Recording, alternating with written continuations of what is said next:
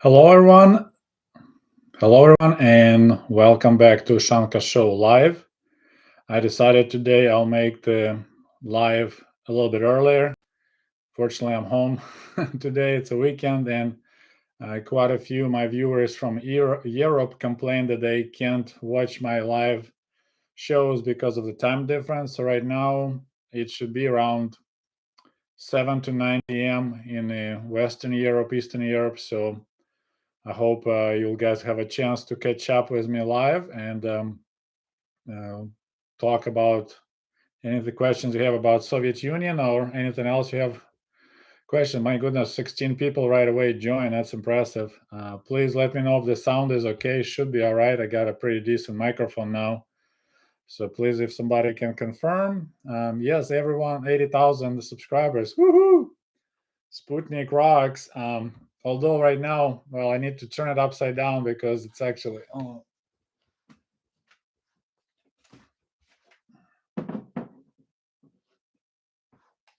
should be like this. Sputnik going up, but it looks like YouTube started going the reference, whatever the algorithm is, kind of lost the pace. So I'm not sure how soon we'll get to 100,000 subscribers. So once again, if you have any questions, if you feel generous, you can always do the super chat and donate some Mula to Ushanka show. A lot of money I donate to Ukrainian effort to win the war.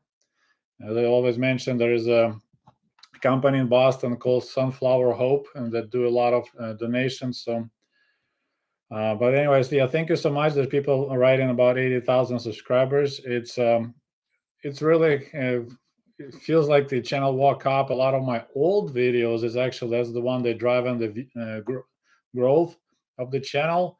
3-year-old videos about Soviet housing, and that right now took off like crazy. So, all right. So many of you familiar. So this is my first book. When I came to America back in 1995. This is my pen name, Sputnikov. Sputnik and off like Smirnov. So I finally finished my part number 2. So I received a trial copy from Amazon. So this is the look of my new book.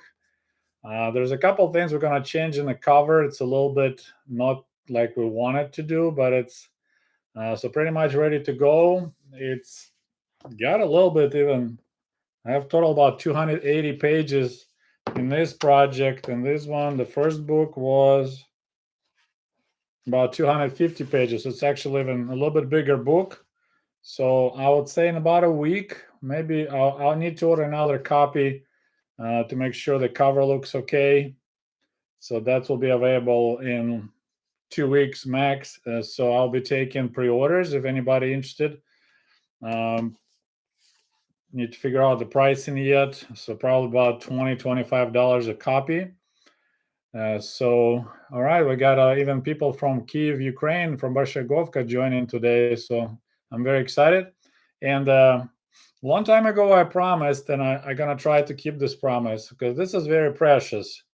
This is the bottle of Древняя Киевская vodka. So back in 1982, and it has a little date I wrote myself as a kid. Right there, 1982. So in 1982, there was a big celebration in Kiev. That time, everyone was calling it Kiev. Uh, Archaeologists and historians decided that 1500 years before, that's when the Kiev was actually um, founded. That's the word. So in 1982, we were celebrating 1500 years since it was founded, and they made this limited edition. Believe it or not, in Soviet Union they had a limited edition vodkas. So this is a 40%, 0.75, kind of like custom. It's an old-fashioned bottle. That's how they used to make bottles back in the day. They claim and it was the best alcohol, and according to the old tradition, and should have a thin aroma of bread, rye bread, which is I don't know. So anyway, My dad bought it, of course, to drink, but I begged my father not to touch it. And I said, how about we keep it and we open it on my wedding day? Unfortunately, the way the things worked out, this bottle was in Kiev, and I had a wedding here in Michigan, so it never had a chance to have it open. So I decided when Ushanka show will reach 100,000 subscribers, we're going to open this bottle. I'm not sure if YouTube allows to show alcohol consumption on YouTube, but this is the plan. When we reach 100,000 subscribers, we're going to open this bottle and going to have some. I hope it still tastes good. It's 1982. It was a long time ago. It was like 41-year-old vodka. So I'm not sure if it's any good. I know wine is getting better with age. I'm not sure about this type of alcohol, but anyways, yeah, I think it was really cool. But it may be worth a lot of money right now. I don't know. I had one time somebody from Russia back before the war started, which is now we're going to talk about it because we just had the horrible date in 1 year since the war began. They offered me a bottle of it's like a Soviet Everclear from the 70s, and they wanted $500 for the bottle. Like, dude, I'm not paying that much for the alcohol. But anyway, so this is what I think we will.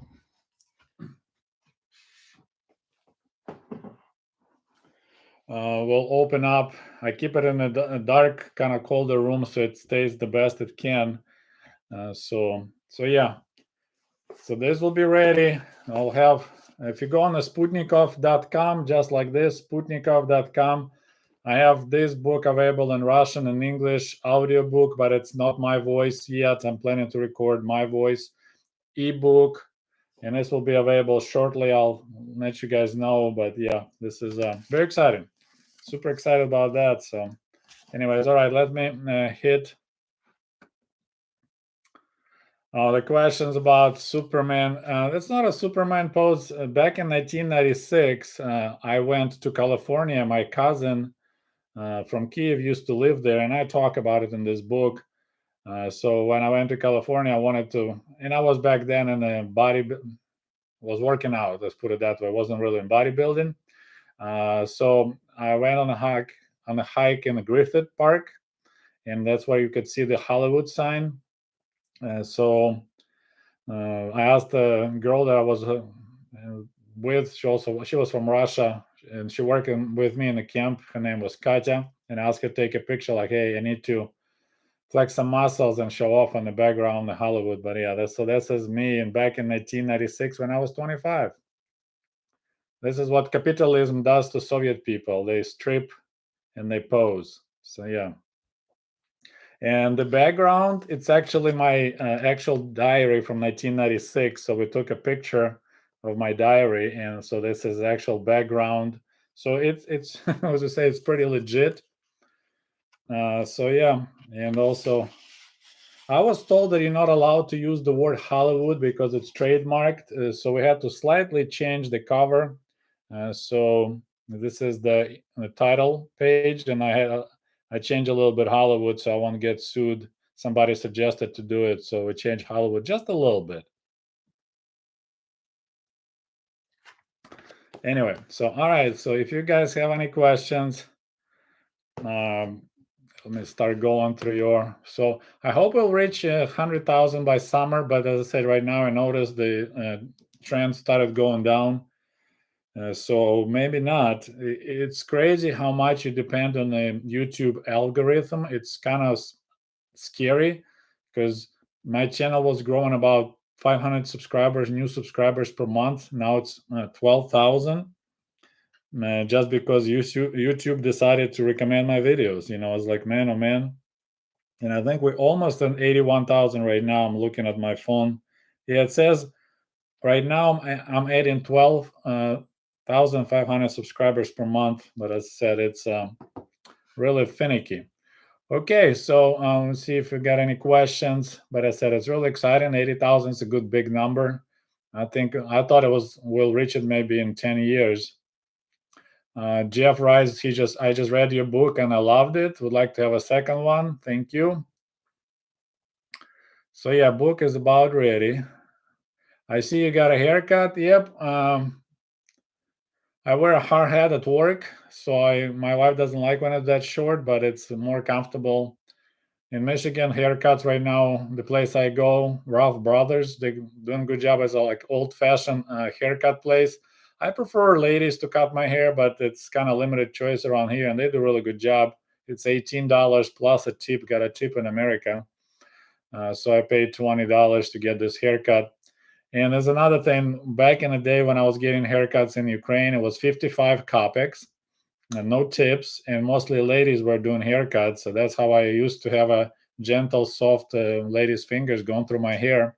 So now, when the dude's doing your hair, it's a little bit weird.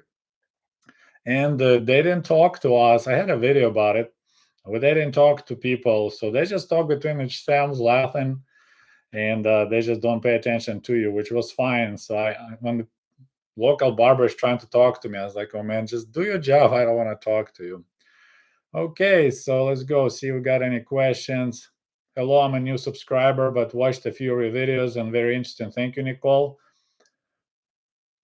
Uh, if you could change one thing in the USA to be like Soviet Union, what will it be? Wow. Well, definitely, I think the public transportation, if they could really invest money in high-speed trains. I mean, we don't have high-speed train, of course, but like if you live out of the country, you have to have a car. I mean, I love having my own car. Don't get me wrong. This whole idea of going out in the garage, it's a warm car. I can have my cup of coffee and driving to work. But a lot of areas, it's like public transportation is not really developed. It's not like I miss it, but high-speed trains, if you can use that instead of driving cars, they'll be great. And like I gotta make more videos about public housing because in America it's definitely a huge failure. If you think Cabrini Green in Chicago, any big public projects, that those so-called projects, public housing failed dramatically in America, but for some reason they were quite success in the Soviet Union. But I was thinking about it. Why? Main reason is because everyone lived in those, not just poor people. It's actually, if you get an apartment, it was like it's the best you can get. It's not a private home. It's to live in an apartment because you have hot water and then central heat and all those things. So everyone lived in apartments. So that's what kind of. But here they only put poorest of the poor in those projects, and a lot of people are poor for specific reasons. And I said I was horrified when I saw very first time projects. I don't think those were Cabrini greens, it was something else. You could see it on the main highway downtown Chicago going to O'Hare. And I was pointing to my American friends like, hey, that's where I live back in Ukraine. And they were shocked they live in a project. And I noticed there's a windows that burned, a lot of burned windows. And I was like, what's wrong with that place? Why it's like looks like people play with matches all the time. So yeah. White collar workers considered proletariat. Uh, I guess so because they paid engineers even less than they paid factory workers. So everyone was technically proletariat is like a blue collar factory workers, but because of the pay, it's pretty much you were white collar by name, but all the jokes were how poor you are. So it's actually engineers were poor, less had less money than workers. So there's always popular question: is your family fighting in the war in Ukraine? No, they don't. My parents in their 70s, and my brother had a health issues. He said he might get drafted to be like a drone operator, but his health condition is not. He's not strong enough to be regular army person. So no, they don't fight. The question about Kindle version, yes, I'm working on that too. It's actually my Kindle version will have some color pictures. Pretty much here, I have a little bit of illustrations. Like I have a little bit of black and white because of the printing cost. It's very expensive to have color, but the ebook will have way more color pictures. So yes, congrats on 80,000. Thank you so much. Okay, what else? By the way, if you just join me, don't forget to like this video. Maybe YouTube will pick it up and promote to more people. Yes, definitely a special vodka. I don't know why. In 1982, I was 11. Not sure why I was so persistent, because usually my father, if he buys a bottle of vodka, it doesn't stay long at home, but he kept his promise. He never touched it. Or, yeah, I don't think he did. It's still sealed. And it's premium because the cap is actually, you can reclose it. The cheapest vodkas in the Soviet Union, it was just this kind of metal foil that you peel off, and that's it. Once you open the bottle, you can close it. I need, if somebody can confirm what is the comment based means. A lot of guys commenting based, and I'm not positive.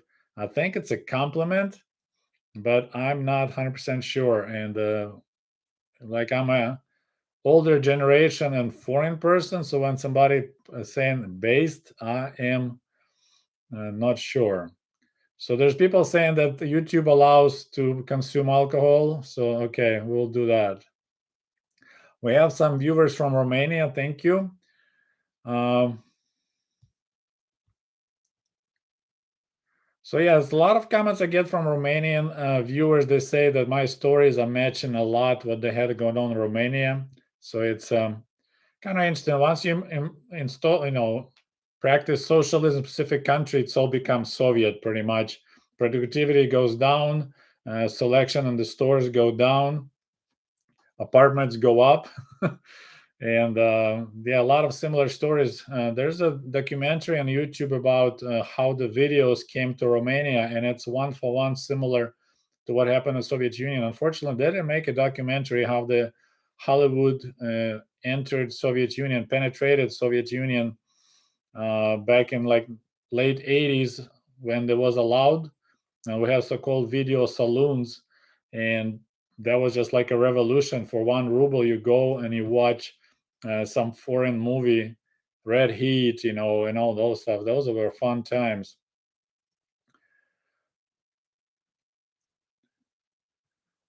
I used to have one of those photo cameras, Zenit 3, and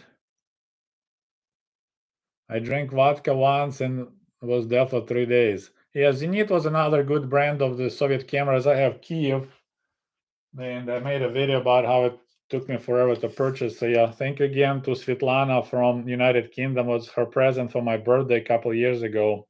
So yeah, this is my camera. I believe it's a copycat of Nikon because it's a Nikon mount. So this lens called Gilias, but you can put any Nikon lens on this camera.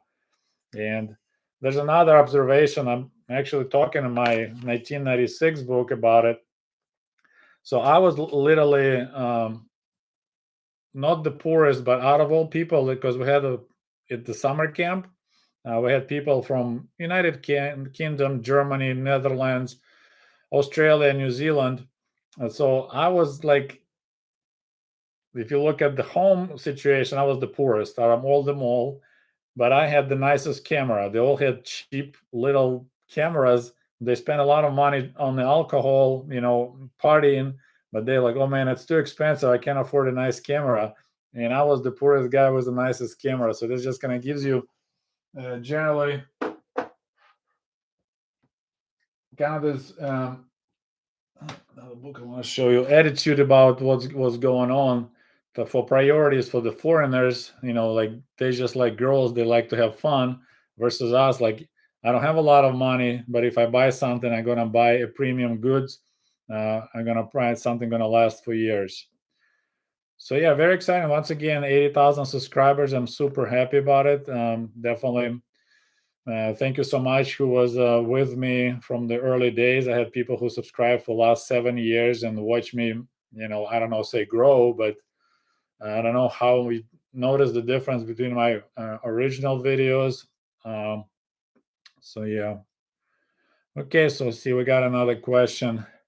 Do you know anything about Soviet truckers other than liability to carry out fuel? Thank you. Yes, I'm putting together for a while now. Unfortunately, keep on forgetting, but yes, there's a really interesting. There's a two sides of story about Soviet truckers. So we had so-called Sovtransavto. So Sov, it's of course Soviet. So we had a trucking company. It was only one that was dealing with going for trucks going to Western Europe, Eastern Europe, and bringing goods back and forth.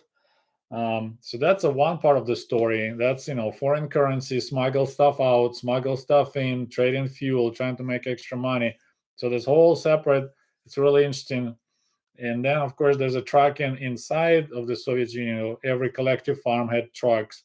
Most every factory had a couple of trucks. So yeah, those guys inside of the country, they had way less options to make extra money, pretty much just by stealing fuel or by providing moving services on the side. So you go drive into town to deliver some parts, and then you call your cousin or your buddy is like, hey, I have a truck available for 2 hours. Let's do that move you wanted. And, if they pay me some money, I can help him to move stuff around. Because I don't think we had a professional moving companies back in the Soviet Union. I don't recall any in Kiev. So, yeah, it's on my list. Okay, another question. Hello, Sergey. I have a Soviet question. All right. My Belarusian mother told me on my first payment from the job she would buy a padarak to your parents to show that the child they raised is progressive. Okay, so I guess she's mentioned that there was a tradition that a child gets a very first paycheck. He's supposed to buy a little present to parents to show appreciation. I guess it depends on the family. I never heard of it. When I got my first payment, which was I got a stipend because after school I went to college, and because I had a good grades on the entry test, I scored really good. I was getting 50 rubles per month, so there was like a third what my parents, like my mom was making 150 rubles a month. My stipend was 50 a month, so it's quite a bit of money, and that's how I bought my camera using my stipend. There's no way my parents would buy me something that expensive. But I don't remember mom ever telling me I need to buy her something. They actually let me use my money. They didn't confiscate my earnings. So okay. Did you ever find out why comments got turned off on some of your videos? The only explanation YouTube gives when it says your comments turned so far, I think I have two videos. It's what I know. If you have, it doesn't say specifically why. It just says for the safety. But I noticed if I show pictures of school children, which is if you talk about schools, you have to show pictures of school children, and YouTube flags those because they think it can be something like what I'm talking about. So that's I think the main reason why those videos have no losing option, which is kind of sad because I enjoy conversation with you guys. That's how we learn something together. And then you have a video which has 5,000 views and 0 comments. It's kind of like, man, what's going on? But I think it's the pictures of minors. That's what triggers. I don't know, maybe, because back in the Soviet days, girls wear skirts. So if they see the pictures of kind of looks like younger girls wearing skirts, it triggers them. Maybe it's something, not proper. So that was and I didn't check. There is a possibility in my older videos, maybe also blocked with the comments, because I made a lot about my Soviet childhood. There's a special. There's a separate playlist, which all my videos about childhood there.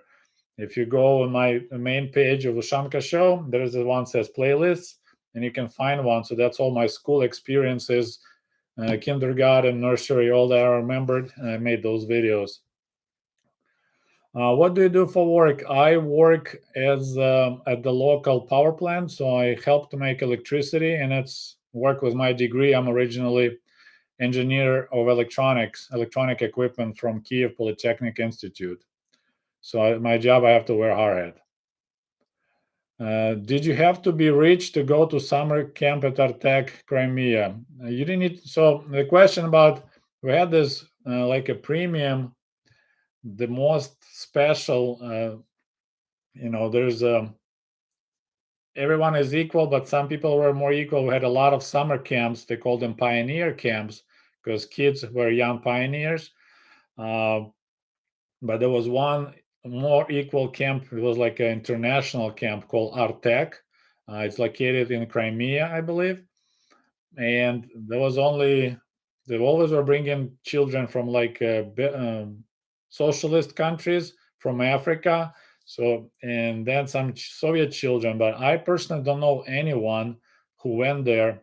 It was more about connections because camp was for free of charge, so you don't have to be rich, but you need to know people because I know definitely, if it's a one camp for the whole country of 240 million people, how many children there. So I honestly don't know anyone personally who had a chance to go to Artek. I always heard about it. It was always in the news, always in the children's newspapers. We had a newspapers like the whole Soviet Union newspaper was called Pionierskaya Pravda, Pioneer Truth, and that was a children's newspaper, a lot of propaganda, and they talked about Artek all the time. But I honestly don't know, was there some kind of competition you could apply, try to get there? But I never been there, and never know anyone who did. I have a question from Finland. By the way, if you guys from some cool country, just to put in your comments where you're from.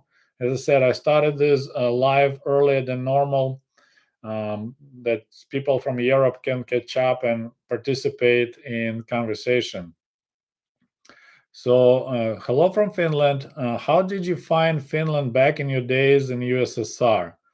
Our country was basically between in the east and was a part of Russia until 1917. So I have a video about that. Actually, people are asking. I'll put the link. Finland. Let's see.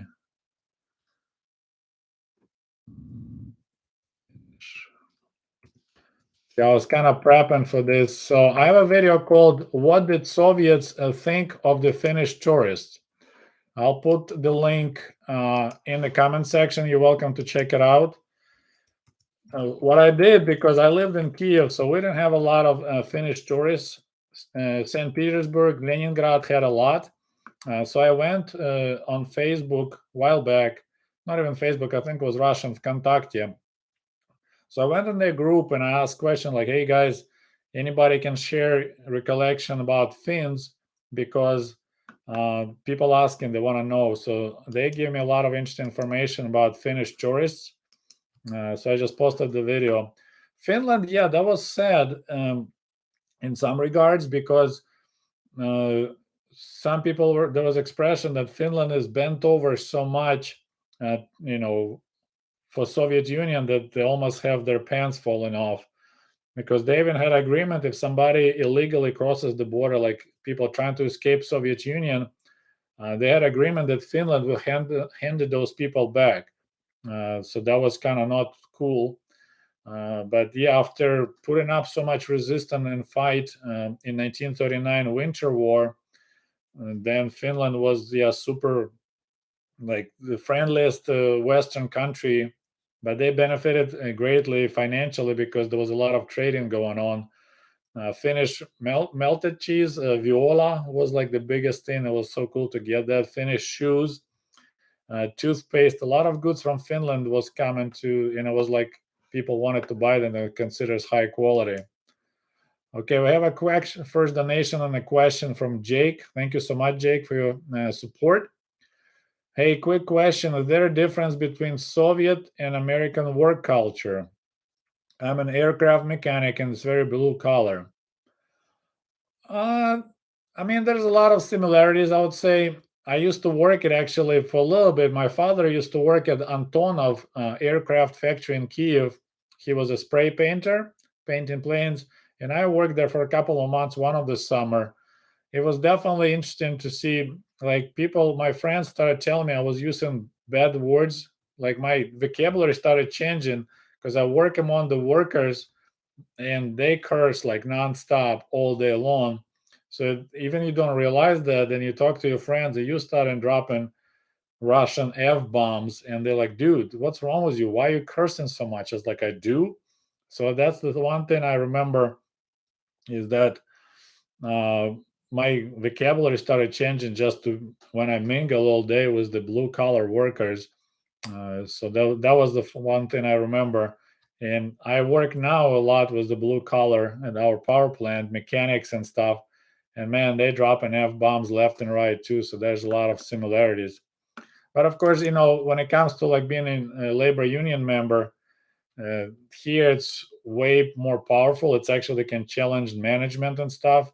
Back in Soviet Union, labor union was another tool to keep people under control, helping actually government to control the people. So it wasn't helpful at all. So, all right, we got another question. Thank you so much for your support. We got question and donation. Could you write a post with your favorite Soviet bloc science fiction books and movies available in English and subtitled? Yeah, it's actually, I believe this book, Ivan Yefremov, this is kind of older Soviet science fiction books. So it's more, can I say, pure. He wrote Andromeda.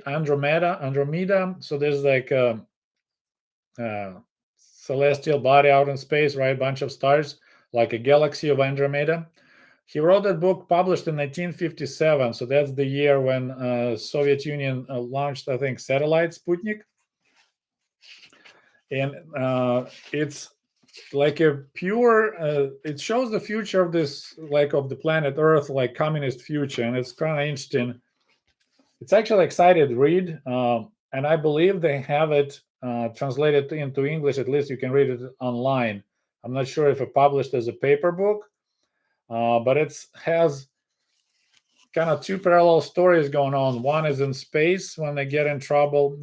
It's the intergalactic. They travel quite a bit already, like in the story, and then together with it, there's a story about Earth, what's going on, and he explains what is the society now, how you don't have to work, but people want to work, and they're like looking for challenging jobs. So like there is some mining that's still done on the bottom of the ocean, and people like, yeah, I was trying to get there, but it's already taken. This young generation, they want those challenges. So it's really interesting. So population kind of concentrated in large cities. The rest, they let the nature to take over again, and they have this high-speed trains connecting the continents. So it's pretty cool. I will, if I find the link, I'll make a post at least in my YouTube, or I will maybe make a couple videos. I started reading again. So by the way, while we're on the topic of show and tells, let's see, page 32. I just want to thank you. We have I have a mail came recently. Would like to mention it. I got it from Hong Kong, so one of my subscribers. So if you guys feel like you want to send me a cool postcard from your place or anything else, this is my PO box. So fan mail is, and you see this is from Hong Kong. It's a year of the rabbit. So thank you so much. He sent me a nice card, and I appreciated that. So yeah, really cool. So anyway, so yeah, I'll work on that science fiction. I love science fiction, and maybe many of you know about Strugatsky brothers, Roadside Picnic, Stalker. That's the term Stalker came from there. I mean, they used English word, but that's how the word got introduced into the Russian language. Stalker, Stalker. So yeah, that was movies. Yeah, we had some. If I find them, I'll post the links.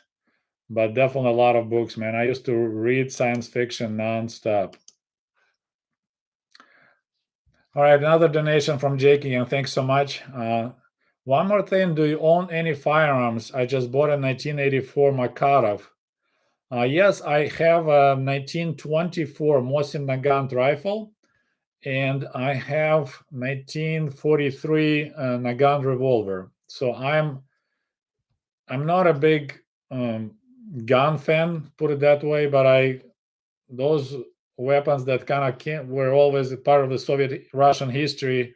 It's like I had my coworker who's a big he likes guns a lot, and he bought the revolver, and he lost interest in it, so he offered to me to buy it for. So I was like, yeah, sure. I never shot it, but I have it, and I'm really want to buy the broomstick, the Mauser. because it was a big part of the revolution, civil war. But it's so expensive. I can't spend this $5,000-6,000 on those broomsticks. Okay, so I hope I got all those questions answered.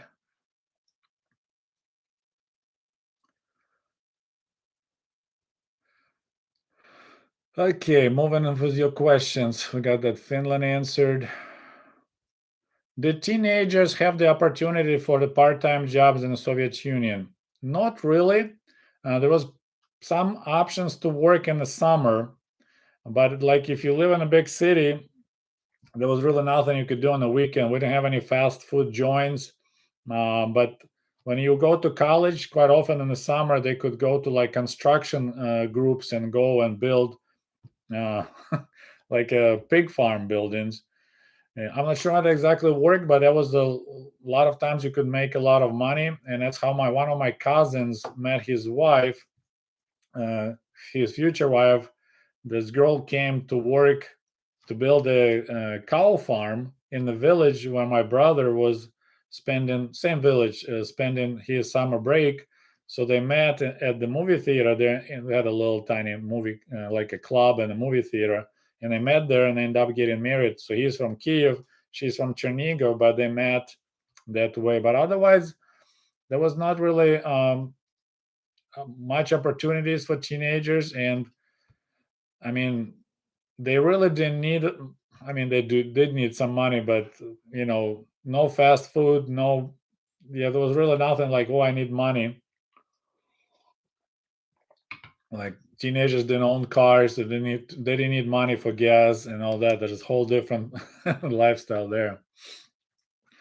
We got another donation. Thank you so much from Proud Get Out. And the question: what was the public opinion of the Soviet space program in the Soviet Union? Did people think it was a waste of money, or they were proud of it? They were extremely proud of it. For a long time, there's this expression, "розовые очки," pink glasses, or here they say you're drinking Kool-Aid. So yeah, I was always proud. It's really interesting how they managed to get you in your brain, because it didn't bother me at all that my grandparents that work all their lives at a collective farm and they never had any modern conveniences. They still used outhouse in 1980s. They still used to horse to plow their little garden they had. They had to borrow a horse from the collective farm. And so that didn't bother me, but I was so proud that we had the most advanced space program in the world. So yeah, it's like people sit in an outhouse, they read newspaper, and they're so proud of their achievements of their country in space, and they use that newspaper to wipe their butt. And it's kind of these two parallel realities were totally fine with most of the people. That's kind of the scariest part. That yeah, there was a lot of pride. Oh yeah, it's like yeah, we don't have a lot or hardly anything, but we were first in space. So there's still going on. It's kind of like part of this imperial thinking. um, there's still people, when they post a picture. I just saw on Facebook on one of the groups is called Russia and photography, historical pictures of Russia, so photography, and they posted a picture of this when the Yuri Gagarin, supposedly the first man in space, when he was, they were driving him through Moscow. There was a giant gathering, and I read the comments, and everyone's still, woohoo, we did it, we were first. I was like, I don't know, man. It's like my grandparents still had outhouse in 1980, but we were so proud we went first to space. Like, who cares about people? We need to do something then to impress the world. So it's unfortunately, no, people didn't think it was a waste of money. That was like, it was their thing to be proud of. And it's still going on in Russia.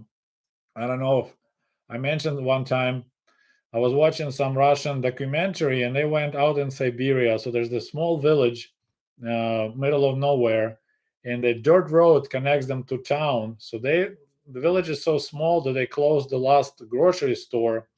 So they need to travel to buy groceries now to this small town about 30 kilometers away.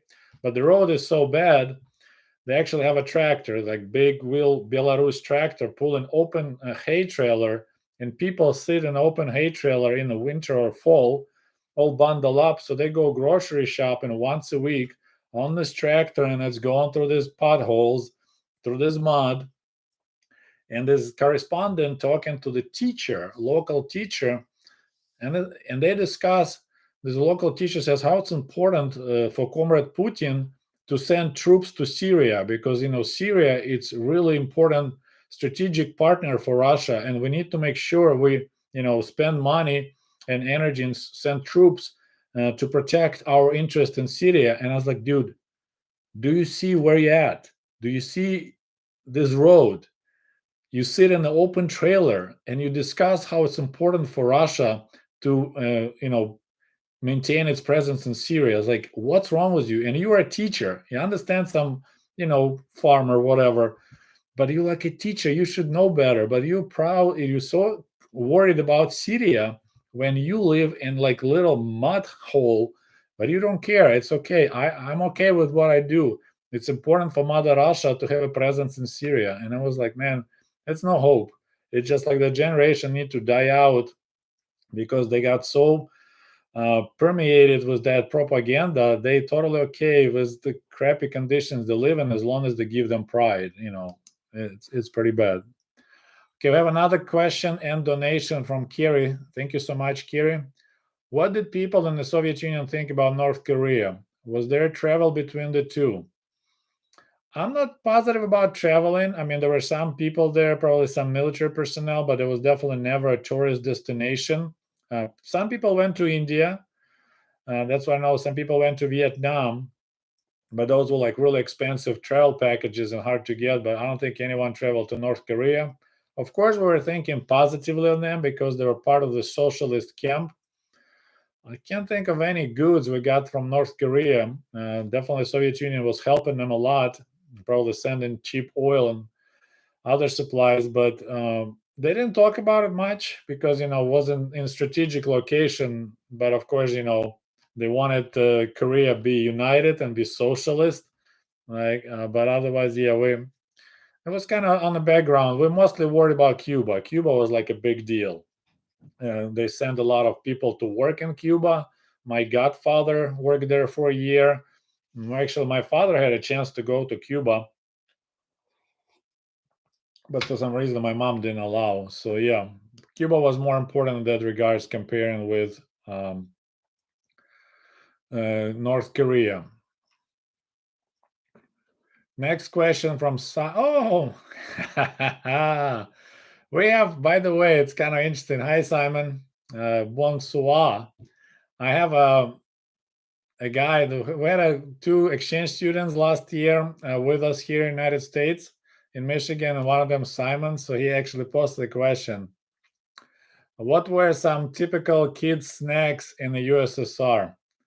So we really didn't snack. There's one thing about Soviet Union: we had hardly any snack culture.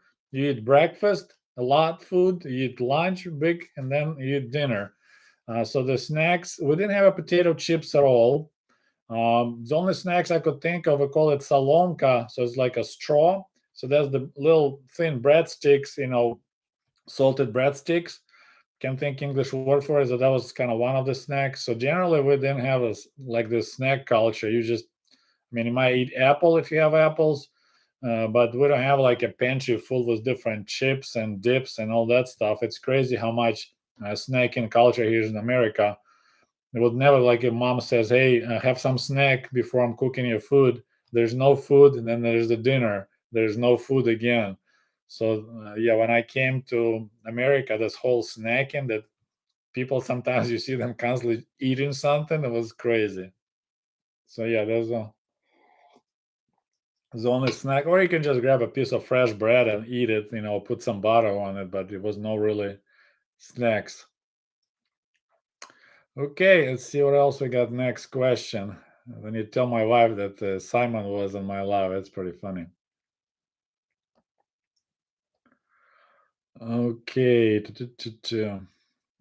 Sorry, my thing just reset itself, so I'm finding where I was. Okay.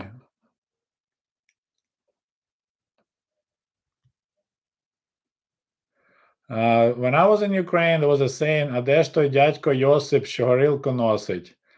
It rhymes. I'd never heard that expression. Where's that Uncle Josip that bring in vodka? Nope, never heard of that.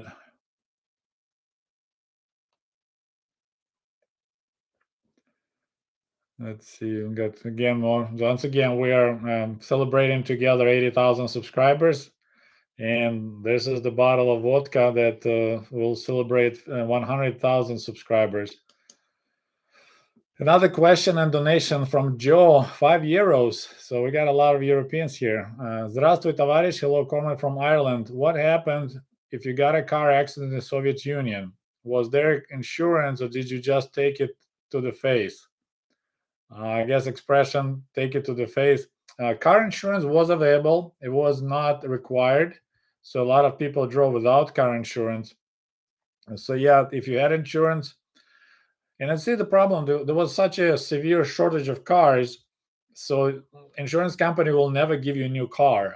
It's only repairs. So I'm not sure how that worked because here, it could be just your car totaled and they give you money to buy another car.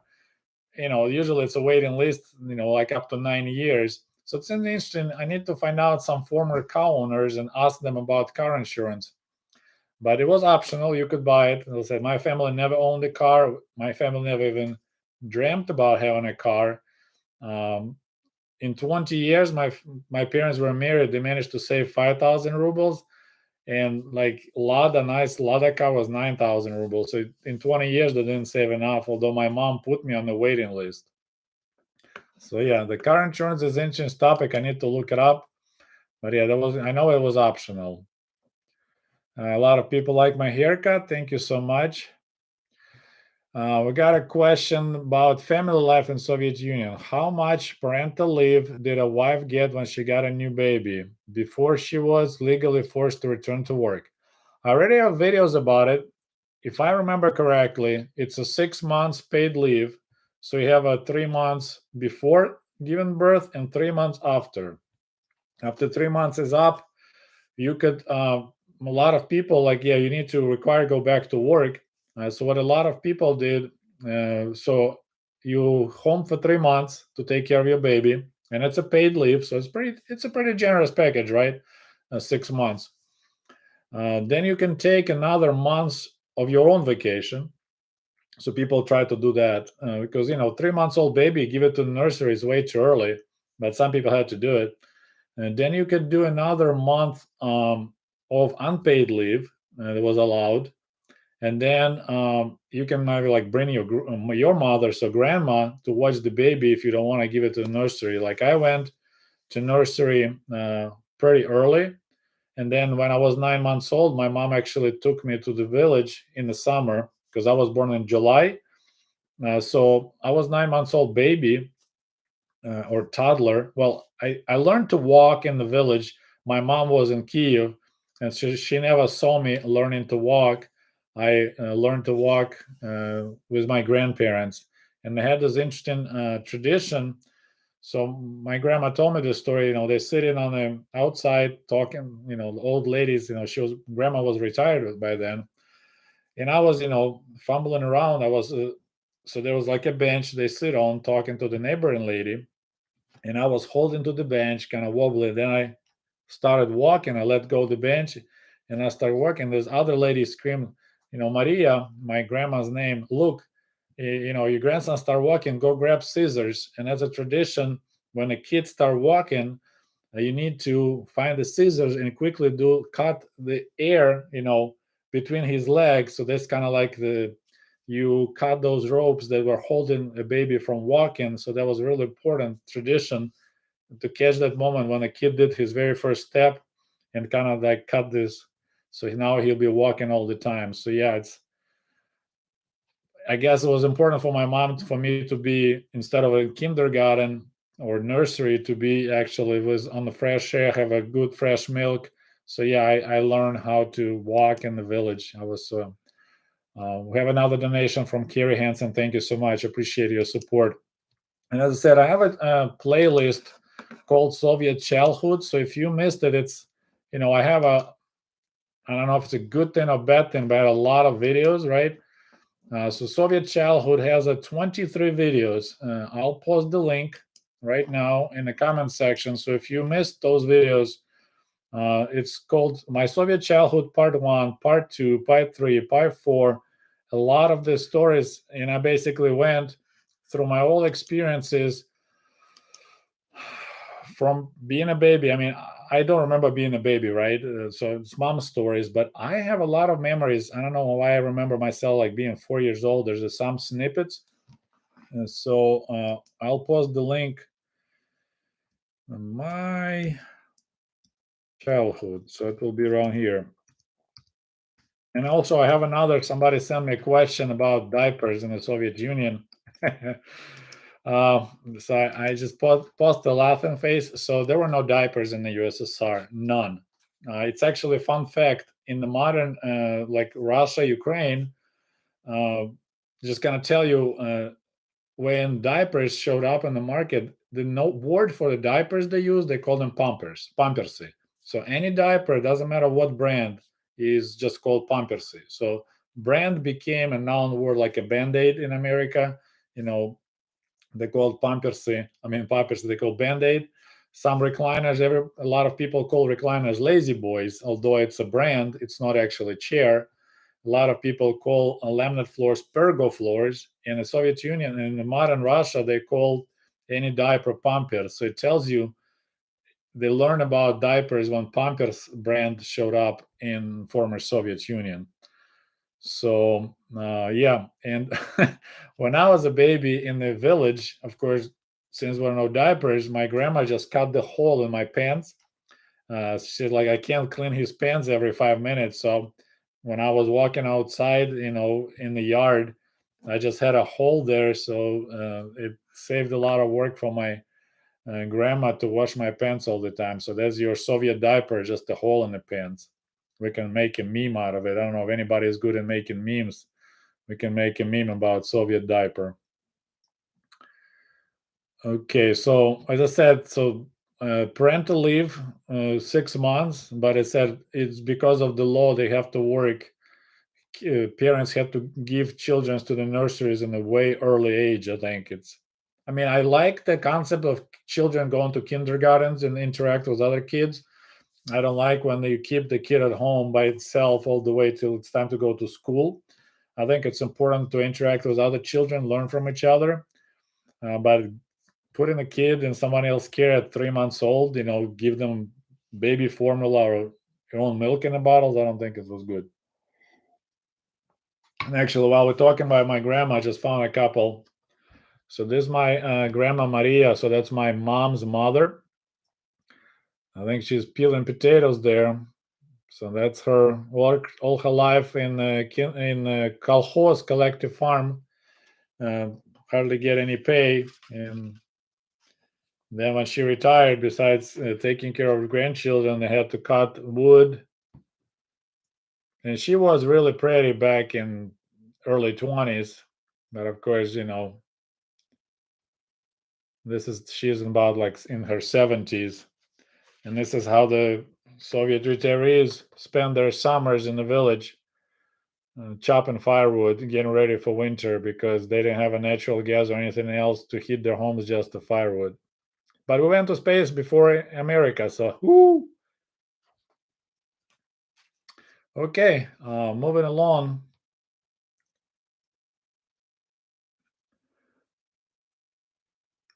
Did the store shortages seem weird to you at the time? Not really. If it's always there like that, you consider it normal. And you need to keep in mind that depending on where you lived, there was different situation. Like Moscow had the best supplies in the whole country. It was like a display of socialism. Although I read some comments from people who went to Moscow in the 80s and they're like, man, those stores were bare. And then they were told like, hey, you should see the stores, out in the smaller towns. So after Moscow, there was Leningrad and Kiev. So we were like tier one supplies. So this shortages weren't that bad. But then you go to small town, it was really bare shelves. Maybe have some like in the village, especially. well, I remember they always had salt, matches, sugar most of the time. It's northern Ukraine.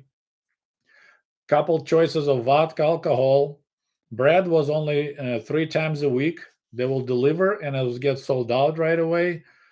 And there will be some canned fish. Canned fish. There was plenty of canned fish. Which I remember there was shortage of like sprouts, stuff like that. But it just, you grow up with it, you don't realize what abundance is. So and let's say in Kiev was pretty decent. You pretty much always had butter, always had cheese. You didn't have a crazy amount of variety. But if you live in a big city like my hometown of Kiev, a shortage. Later in by the end of the Soviet Union, like in 89, 90, we started having weird shortages. Like suddenly there's no sugar. Like in Kiev, capital of Ukraine, the biggest producer of beet sugar in the country, suddenly there's a shortage of sugar. We actually had a special coupons to buy a kilogram of sugar per person per month. I have them somewhere. So towards the end of Soviet Union, then suddenly there's no flour like to bake bread. So we had this bizarre shortages of different items. Not sure what was going on, but that's kind of like this hiccups in the system started happening. But during the 80s, like I could pretty much buy Pepsi anytime at the store in Kiev, but then anywhere out of Kiev, there was never Pepsi. And actually, I'm planning to make a video about bananas, but some people calculated, so they imported bananas every year. Usually, we had them only like in June and early July. That's it, once a year. And amount of bananas imported was enough to have a one banana per person per year in Soviet Union. So for the population, 240 million, they imported like 60,000 tons or kilograms of bananas. It was exactly enough for one banana per person per year. But of course, people in the small towns or out, in Moscow, they always had bananas. Kiev had quite often, and then people never saw bananas in their lives. So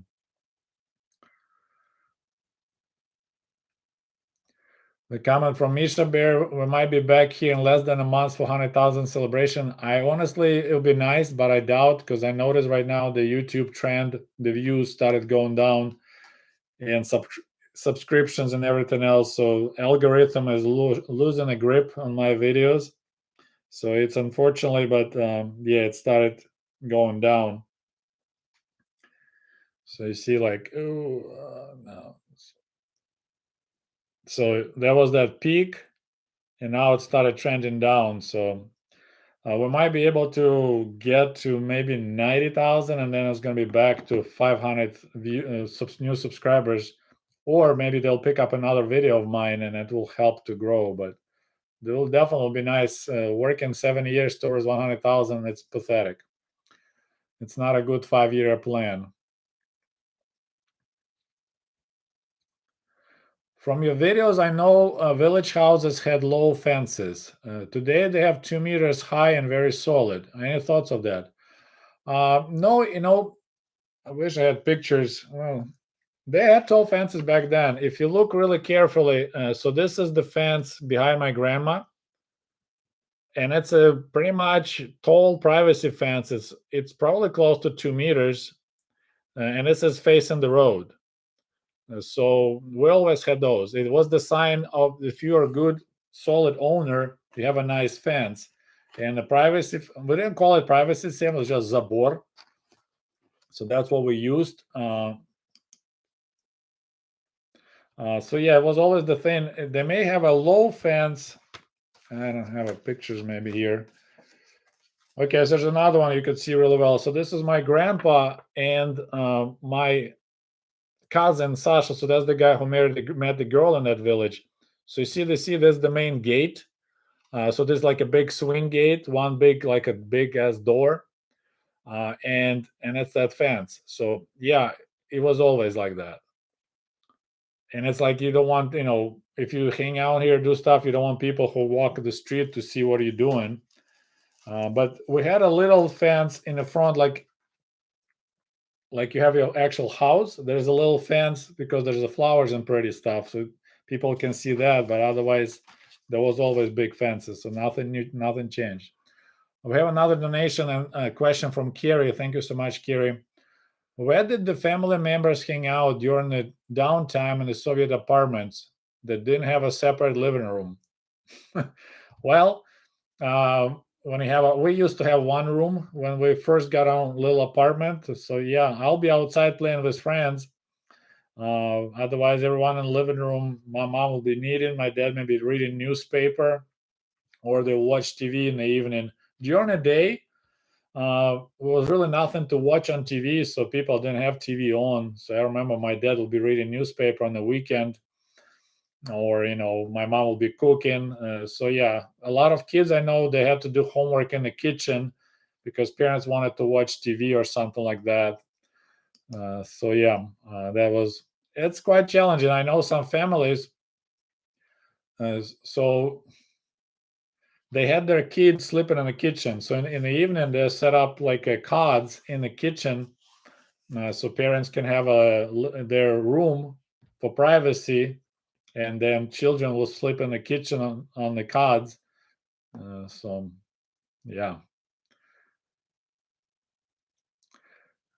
Michelle, thank you so much. Congratulations on 80,000 subscribers. If we get another 20,000, maybe we'll reach 100,000 and just we'll kick back and make one video a month. But we'll see. Okay, so there's explanation. Based means well informed. Okay, so that's a compliment. Okay, good. Because I sometimes I post on Reddit, and there's so much always like I'll make some post or comment and people reply based, and I was like, okay, is that a good thing or not? Like I know I wrote, which is correct from the Soviet Union, but why they say it's based?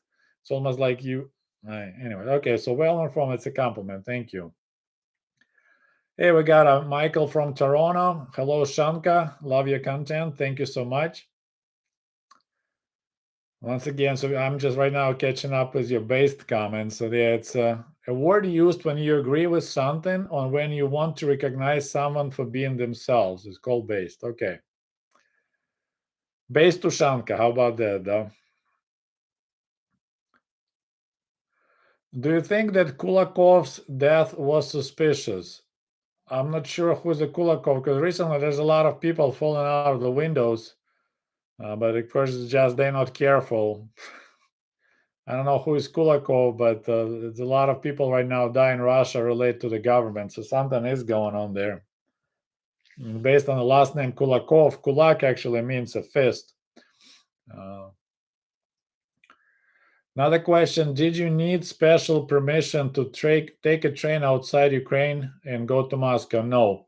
I need to make a video on that topic. I actually have a lot of videos about vacation in the Soviet Union, and I think I mentioned. So you could travel pretty much no problem, no special permits, nothing needed, except if you needed to go to so-called closed cities like Sevastopol in the Crimea. It's a big, always was big Navy base, Soviet Navy. Now it's a Russian Navy. Hopefully one day it'll be only Ukrainian Navy. So that was considered Zakrytый город, a closed city. You had to get special permission to go in. So if you arrive on a train, there'll be people, usually military or maybe militia, police, checking papers and making sure you have a document. Or if you're a local person, then you show you, yeah, I live here. You have propiska, or you have some like I'm visiting my relative and I have a permission to enter. But otherwise, traveling from like Ukraine to Russia to Leningrad, anywhere, you didn't need anything. So it was free travel pretty much. No need to. And like when we went to village, stay with grandparents, we even didn't bother to bring our passports. It's just now if you travel far away, you want to stay there for a while, you better bring your passport. There's a comment about eating bread and Pepsi for solidarity. That's my favorite snack. Speaking of snacks and Simon's question, if we had my mom will give me extra money because she knew I like Pepsi. So I'll buy a bottle of Pepsi, 45 kopeck, and some fresh bread. And a lot of time bread be delivered right out of, we have giant, of course, bakeries in Kiev, 3 million population, and quite often bread will be still hot. There was never in a plastic bag or nothing like that. It was just they toss it on this portable carts and just roll it in the trucks and then roll it in the store, and have a white, like a baguette. Let's call it baton, was like a big fat baguette, and Pepsi was that warm bread. My goodness, I thought it was really delicious. Question from Alan: what do you think of comedian Yakov Smirnov? I never heard of him, honestly. I learned about him now. We never heard of him back in the Soviet Union, and I just learned not long ago that all these jokes about in Soviet Russia everything is backwards. I didn't know that he actually originated those jokes. So I don't know much about him.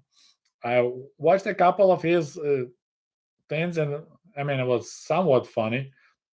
But I said it's he is a Jewish immigrant that actually managed to, one of those rare cases when he got successful doing comedy in America. So, but yeah, we never heard of him. And I said I was doing memes in Soviet Russia. Guess gets you. I had a picture like a Russian Ural guess, the tanker truck, like on the top of some car, and I made a meme in Soviet Russia. Guess gets you. But I never knew that that was that. We got West Germany. They still call it West Germany, I guess, huh? Mm. Trying to say how to say it in German, good afternoon or good evening, but I can't remember. Wow. I used to know a couple of German words. My grandfather spent quite a few years in Germany being POWs, and he never complained about Germans. They said they were fair. They said, yeah, if you break in and steal something, they'll shoot you. But otherwise, they said they were fair. Have you ever been to visit the George Eastman Museum? Nope. I never heard of that museum. It'd be kind of nice to go and visit. I probably need to add to my list. But I have a kind of weak spot for the old cameras. I have that old Fujica camera right there. I think I was moving someone and they wanted to get rid of it, and I just like, well, if you don't want it, I'll take it. Actually, it'll be interesting to compare quality of pictures between Fujica and my Kiev. But I had really good pictures in my Kiev. Like that was really good. So yeah.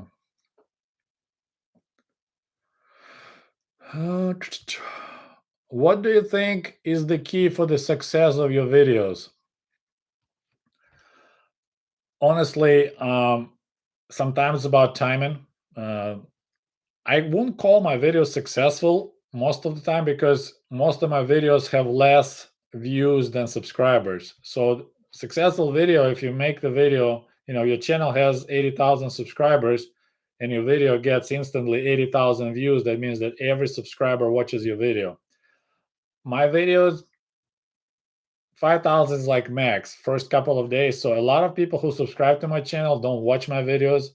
Makes me wonder, why do they subscribe in the first place? Of course, I understand it's a free subscription. You don't have to pay anything. But I was like, why did you subscribe? It's like, yeah, I even don't get 10%. Usually they say if it's a 10% of your subscribers watching it all the time, it's good. But then I have some videos, which is the highest watched video is about Chernobyl. I made it long ago, but it's 700,000 views right now. But I did it, it was perfect timing right when there was Chernobyl HBO miniseries. And I made a video about it, what I thought was missing in the movie. And that I got 300,000 views like in 2-3 days. It was a hot topic. People were searching for it. And then it just collapsed and it was nothing else. So I definitely have no clue. There's some videos that I work hard, made a lot of, put together pictures, gather information like about Torksin stores, my recent video about Stalin pawn shops. I think it's a super important topic and not really well known. I hardly got any views out of it. And then I made a video about drinking vodka, and it's the first time ever my video that only 1 month old got over 200,000 views. So definitely what people like to watch. it has nothing to do with like importance. They're just looking for a lot of entertainment with some Russian flavor or Soviet flavor. Another question and donation from Tom. I think you are in a radio, AE. Did you ever spend time on the Black Sea in the summer? I spent only once we went to the Black Sea with my mother, and it was not in the summer, it was in September. Back in the day, when I was a little kid, I had an issue, I was limping. It's actually, I think, in my second book, I'm talking about that. Um, and they ended up figuring out that they needed to do a surgery in my right foot to extend my Achilles. And the after surgery was done, everything was good, but the cut wasn't healing well, and they told them, "Hey, if you take your kid down to like Black Sea, if he has a salt, like seawater salt baths every night or several times a day, it will help healing." So that's why my mom and I went down and we stayed in Evpatoria, and we stayed there for like 10 days. That's the only time I was at Black Sea. And then one time I went to Azov Sea, right next to Melitopol, all those Mariupol areas when the war was raging. And Azov Sea is not really a fun sea to be at. It's really shallow, kind of murky water. I mean, it still has nice sand beaches, but Black Sea is way more. Crimea is really, really pretty area, especially South Shore. UBK has really pretty areas just to explore, not just the beach part. All right, we got another donation. Thank you from Koala. You're always so generous. Appreciated it. I just watched some segment of Putin's war rally and concert. It's so freaking disgusting to me when they sing Grupa Krovi by. Oh my god, really? They did that? So they performed Grupa Krovi by Kino. So the Kino, one of the popular bands of the late 80s in the Soviet Union. And as an anti-war song, Grupa Krovi, the blood type translated by Kino, and they played that song on that concert. Maybe, just maybe, there was a hidden anti-war message, and they let it go, let it through without knowing it. But definitely, that's anti-war song. But yeah, there are some people. Actually, I'm deeply disappointed. We had a several performance back in the late '80s who were like rebels, like Grupa Alisa band with Kinchev, and then Nautilus Pompilius on Now. So there were two like this hardcore rebels, and those guys didn't say a word now against the war. Like Shevchuk from DGT, he had even Alla Pugacheva, the most. She was like so everywhere in the Soviet Union. Never liked her much, but she was like official pop star. Like she hold the whole market, 100% locked up on her songs. Everyone listened to her, but more like older generation. So they always say that Leonid Brezhnev was a Soviet leader during the era of Alla Pugacheva. So there was an era of Alla Pugacheva, and Brezhnev was just a leader during that era. So it's and she came up against the war, and then of course it was a huge shock because like she is big thing. It's like I don't think. I mean, it's almost like Beatles level, I would say. She was such a level of pop star and just generally all-time star. But those two rebels of 1980s, quiet as a church mouse, it's super disappointing. So it's almost fake. They were just fake rebels, just making money then and making money now. Do you put an empty bottle of vodka on the floor and blow to the empty bottle to see who buys the next one? So, Joe, thank you so much for your question and donation. So he's talking about superstition. So, for example, if you with your friends drinking alcohol, and I know it's not an alcohol bottle, but I found it in the woods. Believe it or not, I went on the woods hike and I found this bottle, and I thought it was cool. So you never put empty bottle on the table. When you're done pouring, empty bottle always goes on the floor because you will always have empty bottles on your table. So I stopped doing it, but you don't do it ever. I don't know about blowing it. That's I don't remember that part. but you never put empty bottle back on the table after you empty it. You always put it on the floor. And actually, I have, if you guys missed it, I have a video about top Soviet era superstitions, top holidays, top this. Let me see if I can find it. So I made already. So yeah, most common Russian superstitions in the Soviet Union. So I got a 11-minute video. So it's another interesting video, and it's got only less than 8,000 views. In I published it in 2018, and it has only 8,000 views. So I'll put the link. I'm not sure if I'm gonna spell superstition correctly. But if you missed that video, it's in the link below in the comment section. Here we go. So yeah, that's empty bottles, one of them. And also, I don't let anybody whistle in my house, because if you whistle in your house, there'll be no money. There's another interesting superstition. My wife sometimes, if she's mad at me, guess what she will do? She'll start whistling in the house. So the joy of having an American wife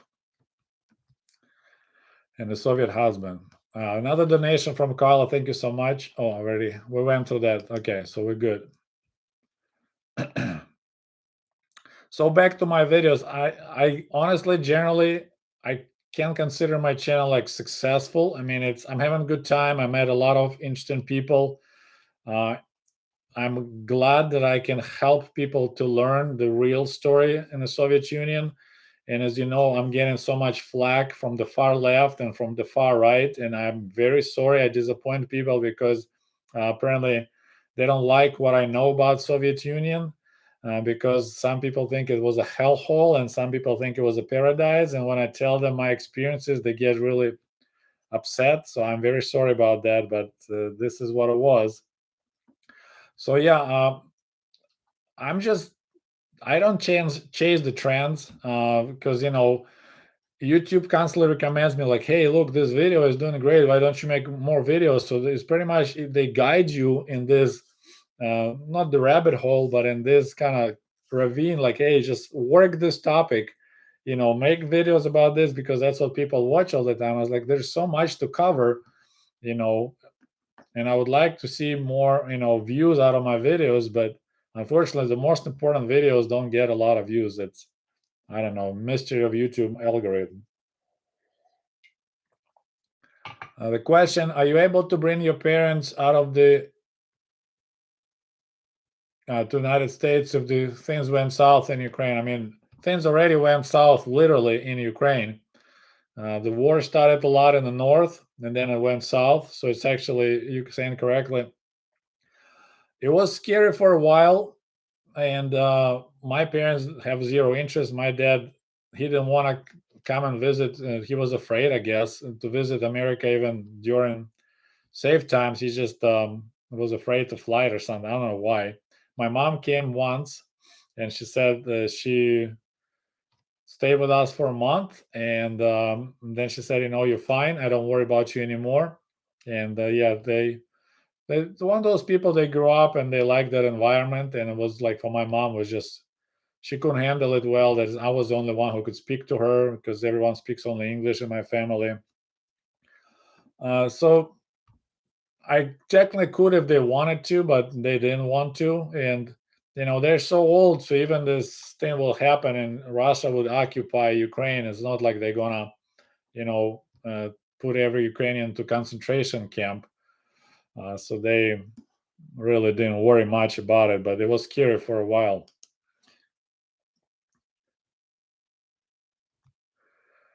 So there's a comment from Svetlana. So this is I have a right now donation from United Kingdom from Svetlana. She was the kind lady that sent me my camera, not my camera, but the camera that I used to have, and that was a fantastic present. I was so happy.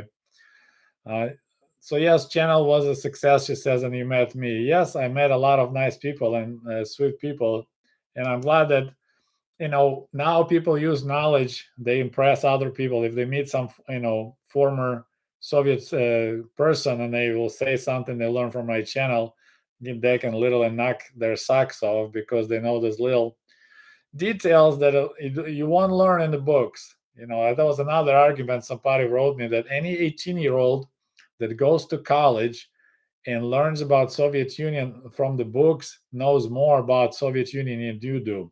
That was the best comment I had in years.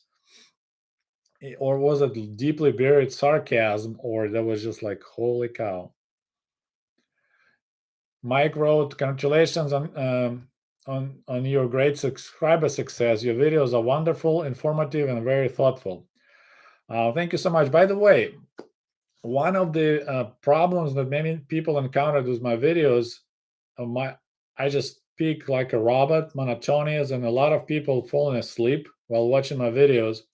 And some people actually use my videos to fall asleep, which is sure, whatever. There is a way you can speed up the video. Like when I check my video, I put it at 1.75. So every time you open the video, on the bottom right corner, there's a little like шестеренка, anyways, like a little wheel. If you click on that wheel, it gives you option on the speed. You can make the video go faster or slower. And you can try to watch my videos at 1.25 speed or even 1.5, and it goes way faster. So if you like my stories, but you're just like, man, this guy just talks so slow, I do. It's my second language, and I try to like say correctly words, so I'm not a fastest speaker when I do videos, and nothing I can do about it. So if you think you want to speed it up, play with 1.25, then play with 1.5. You can still get same amount of information. It's just you don't spend a lot of time. And my video is pretty short. I don't make giant videos. So comment on my masters. Thank you. Nice masters. Yes. Getting too much gray. That's kind of depressing. Thank you for answering my question about truckers. Yeah, it's a really good topic. I found a lot of interesting information. I found some people that used to do trucking for Sovtransavto, and it's in Russian, but they post in pictures and stories. So it's really interesting. It's kind of part that I totally wasn't aware. Like when my grandparents, so my grandma and my grandpa, so in this picture is my grandpa Sergey, and my grandma. So when they went first time to stay with us in the winter when they get too old, so this is like early 80s, they had to hire a collective farm truck to move some of their belongings, because they stayed with us, plan to stay with us from September all the way to the spring. And that's kind of a sad story. My grandpa was never drinking too much. And okay, let me answer this question, then I'll go back to my story. It's about drinking too. Joe, again, thank you so much for your donation. When I was in Ukraine, I was drinking with people who didn't speak English. I learned the neck karate chop and flicking the neck to come for a drink. Yeah, so I don't know about karate chop. We didn't have that, but this. So if you look at the other person, you say, it's invitation to go and drink. Like, hey, you want to go get drunk? Or other option, if you like point to the guy and you do this, you say, hey, he's alcoholic. So this is kind of how my wife learned about my father. Unfortunately, when we were in Ukraine, my mom would be like, my dad will be asleep in the couch, and my mom's like, yeah, he's already got drunk. So all right, we got a question from one of my member of my channel. So another way you can support my work, if you think it's valuable, you can become a member of my channel, and there's some perks. I post previews of my videos before it being available for main audience, and they said it's helps me because I said YouTube is kind of recently it's helping out, but for a long time there was just like a shadow banning my channel.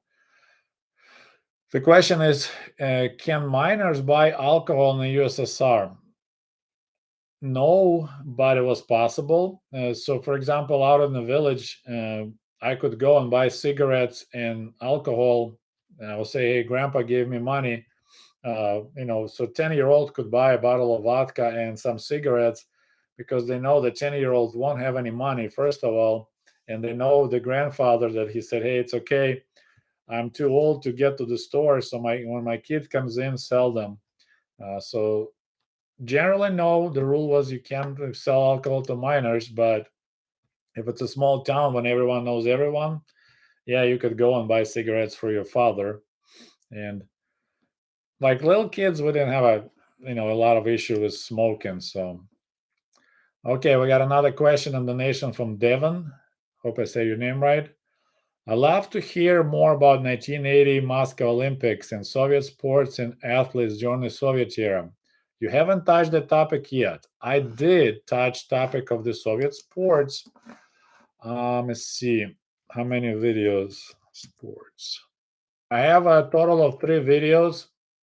Actually, 2 about sports, most popular sports in the Soviet Union, and about football, which is soccer and ice hockey. I will put these links in the comments, but then definitely Olympics, it's a good topic, but I was 9 years old in 1980, so I only thing I remember about Olympics is the United States boycotted that thing, and I remember only the finale when this giant bear, Misha bear, was flying up in the sky on the balloons, and I remember I actually had tears because it was so sad.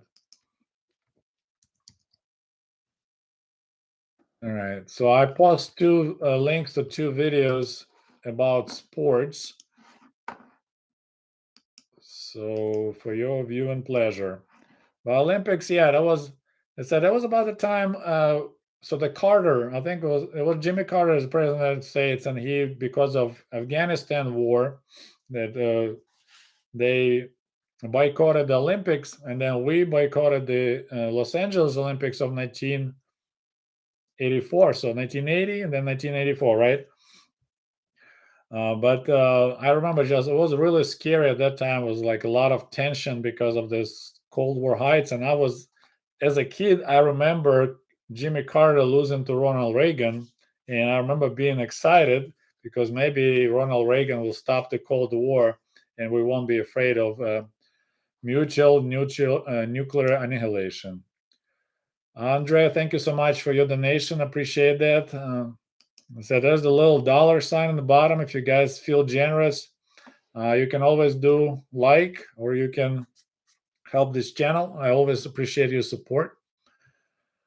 Okay, next question from Jerry. Do you miss your homeland? God bless, comrade. Okay, not anymore. In the beginning, it was really bad. So I don't know if you read my book, 1995. So this is the very first time I came to America, and I was 24 years old. And I was horrified in about a month in Michigan here in the summer camp. Of course, it was inner city camp, kids from Chicago. So this whole thing was, it's like picture you take an I don't know, it's a bad example, but you take Eskimo and bring him to like tropical island, right? Or maybe somewhere hot and steamy. And you might enjoy something different for a while, and then it's just too much. And that was pretty much everyone speaks English, and then of course a lot of kids and counselors also from Chicago, they speak Ebonics. So there's language and everything. I was literally that was about a month of it, and I was like, oh my gosh, I can't handle this. Like I borrowed some tapes from the guy, another Russian guy, and I was playing them, to just kind of, yeah, and it was a lot. But now I don't really miss. I think after 20 years in America, this is my homeland. When I go to Ukraine to visit my parents, I about 2 months. I probably will stay there for 2 months, 2 weeks. If I stay there for over a month, I was like, I'm usually 2 weeks there, and I'm ready to go back to America. It just, I never liked Kiev a lot. Like I never liked big cities. So if I go to the village, stay with my mom, I enjoy it more. But it's just, I lost that connection, all those things. So I'm more American in that regards than Ukrainian. So it's just you walk around and everything changed there a lot. So it's like I remember seeing this movie before, but I'm not that part of the movie again anymore. So it's more natural for me to be in America now and have my own house, mow grass, do all these American things, than live in a big city in Kiev and then like, oh look, we don't have hot water because then again they fixing pipes. By the way, let me read you a little part. So 1996, the book that's coming out.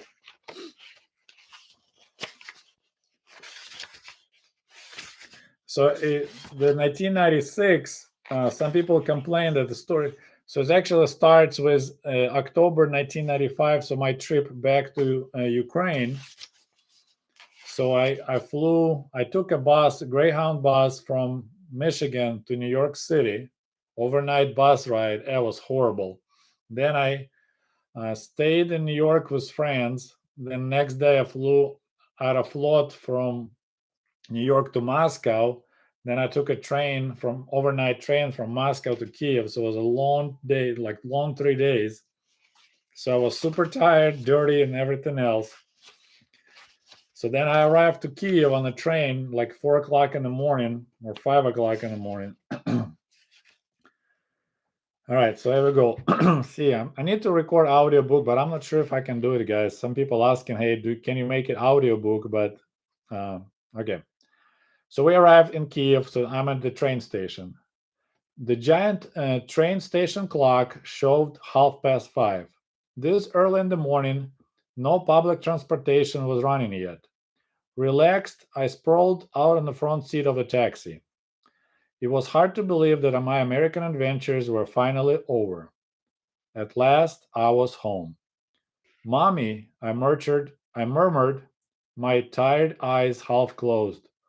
All I need right now is a bowl of steamy beet borscht and a hot bath.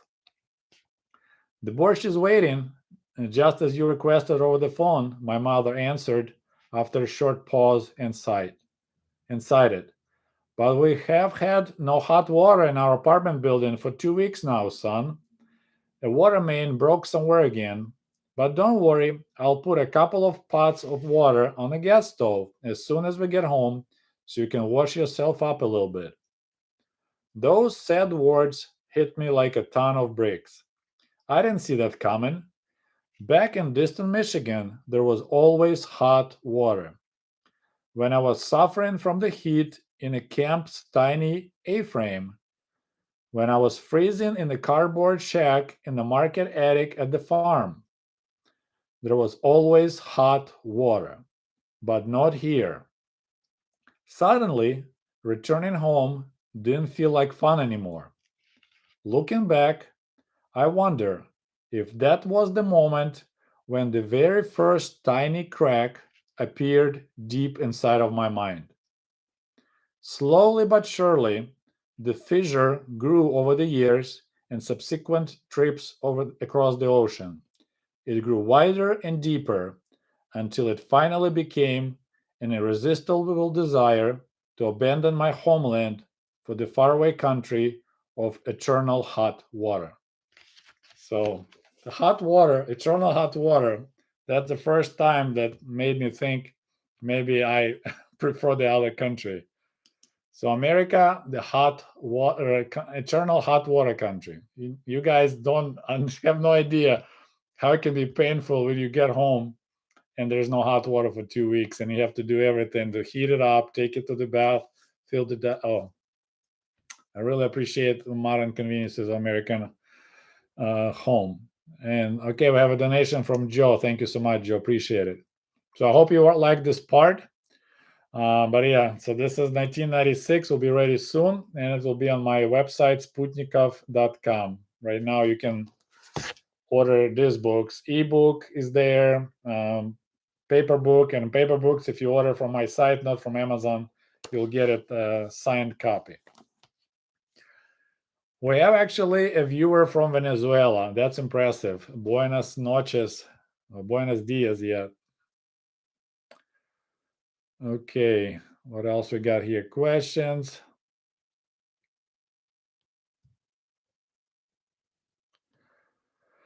Sergey, can you do a video about Soviet computers? It's on my list. I unfortunately have zero knowledge about Soviet computers, so that will be, I will be just getting information from the Russian websites. I dealt a little bit with Soviet computers because my class when I was in school, so that'll be like a high school, 9th to 10th grade, we had informatica.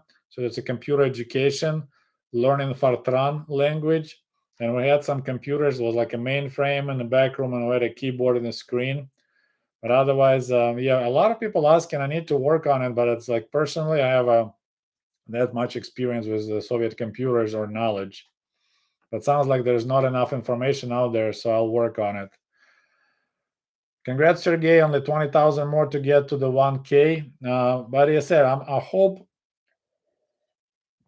we'll manage to get to 100K before the YouTube completely drops me off their algorithm. Otherwise, that vodka will be sitting there for a while. So yeah, computer said I'll start putting information together, but I don't want to lie. I said my family never had a computer. We never had any video games during the Soviet days, so that's completely unknown. Wasn't much of that. They were super expensive.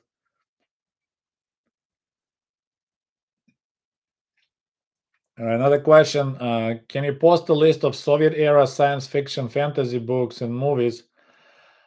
We didn't have any fantasy books. We had science fiction books. I need to find out what's available in English. So yeah, I'll try to do that.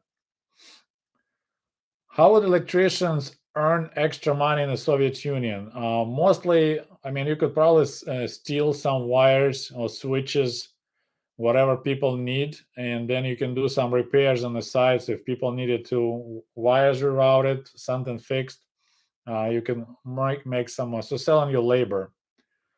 You got Malaysia watching here. That's pretty cool. Naples, Florida. Hello.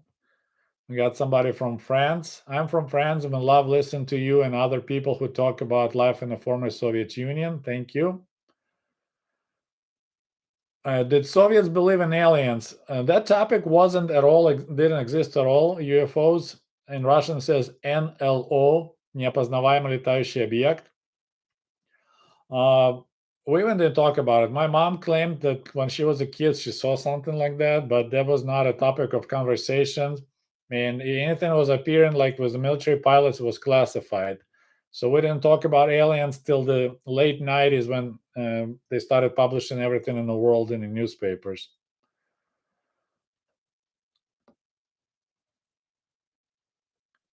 Can I ask you how's your mother and father doing? According to my brother, they're doing okay. Just talked to my brother another day. Just retired people. My mom is in the village, and my dad is in Kiev. They're doing fine. Thanks for asking. We got a Windex from Lithuania, Litva.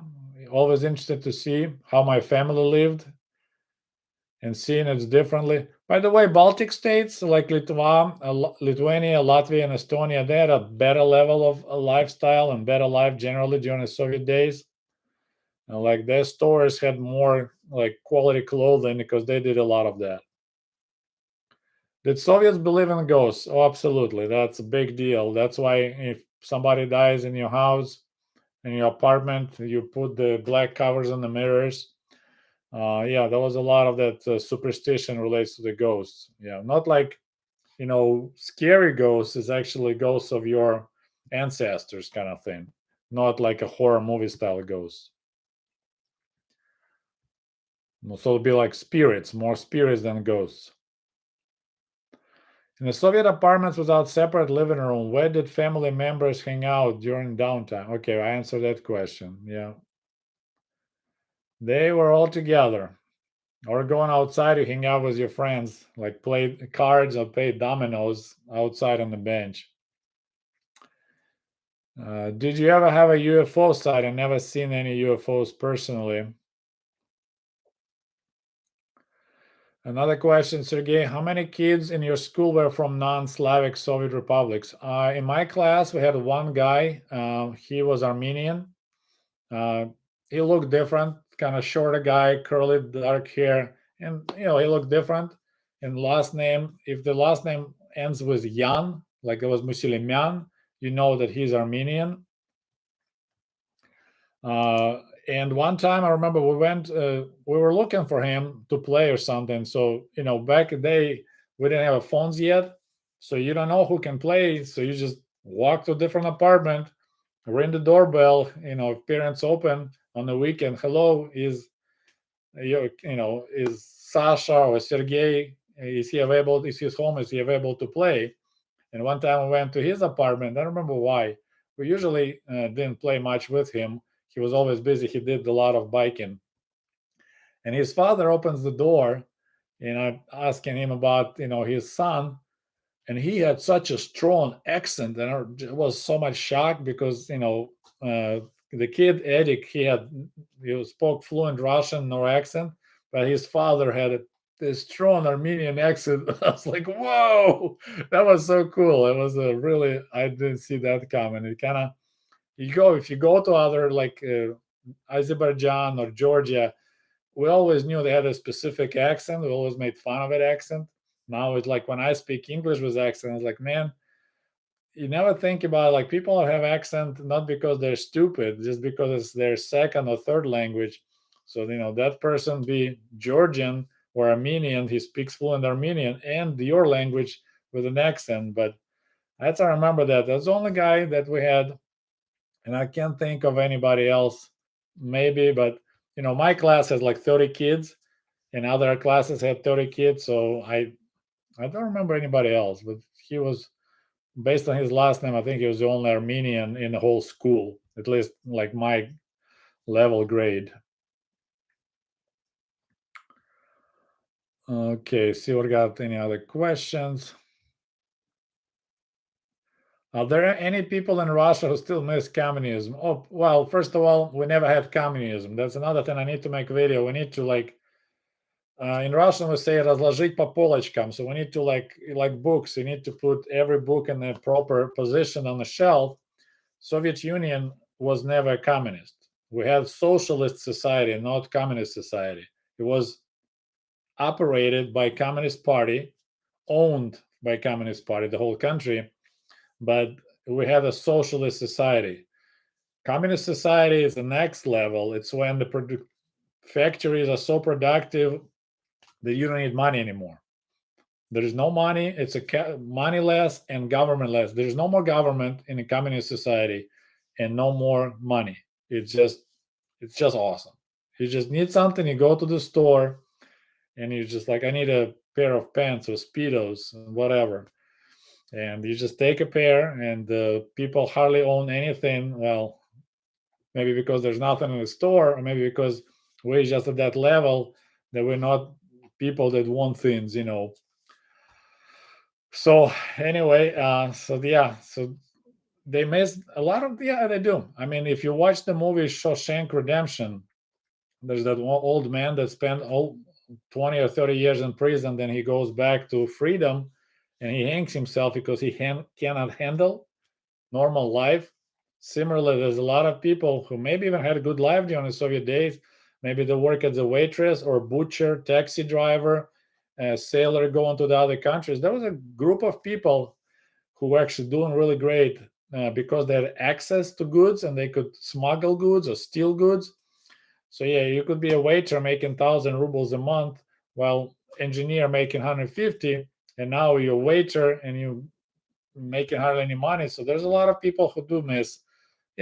Soviet Union, big picture, it was a low security prison. You have free housing, wasn't free but really cheap, free medical care. You can get all those things in prison: free housing, free medical care. They'll give you have a job. If you don't work, you get in trouble, but you just need to keep your mouth shut when it comes about management. So big picture, a lot of people hate when I say that, but Soviet Union was a low security prison. If you say anything about the government, you're in big trouble. Stalin era, you can get shot or be sent for 10 years into labor camp. So yeah. And I would like to thank you. We have a new member, Wade, just joined my channel as a member. So thank you so much. I appreciate your support. Okay, what else we got? What is your favorite drink? Okay, I always like tomato juice. I don't know why, from early childhood. And my mom said when she was pregnant with me, she had horrible cravings for tomato juice.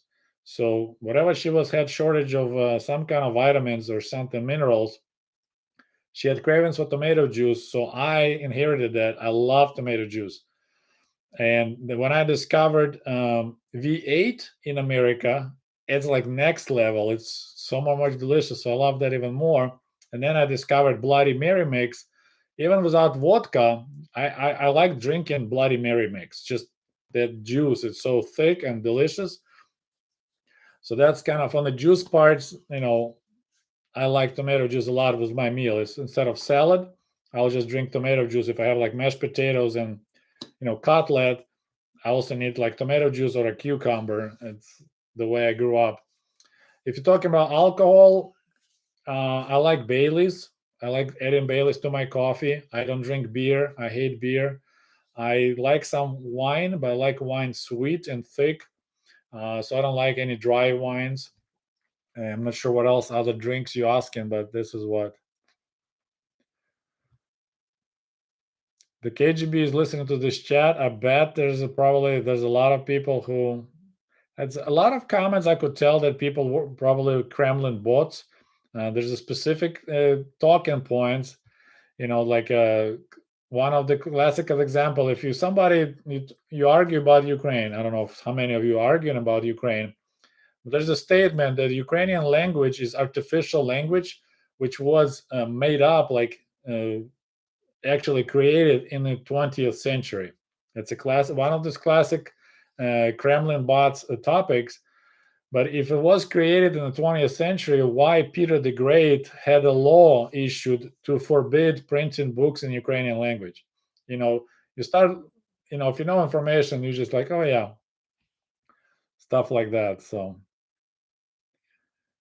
Mickey, see, we got a couple. So I'll try to make it. We got almost 2 hours. Let's see if we can get to 300 likes. But I'm at 1 hour 46 minutes. Started losing my voice. Can you compare CIA to KGB? Well, first of all, you should have them both in capital. It's abbreviations, just like Gulag. It's one Gulag. There's no Gulags, and it's all capital. It's the abbreviation. KGB was everything. KGB was FBI, NSA, CIA all together. They worked inside of the country. There was spy agency outside the country. So KGB was pretty much one thing and everything. Here it's more specialized. Like CIA is out of the United States, technically. FBI inside. KGB was doing everything. And then, of course, we had a military intelligence like GRU, but that's what the KGB was covering everything. Oh, we had Olga and Joachim. They complained before that they couldn't watch my live because I was too late for Europe. Glory to Ukraine. Thank you. Geroim Slava. How did it work giving birth in the Soviet Union?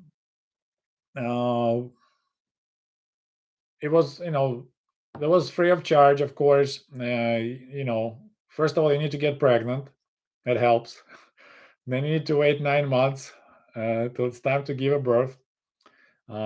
6 months paid maternal leave, 3 months before, 3 months after.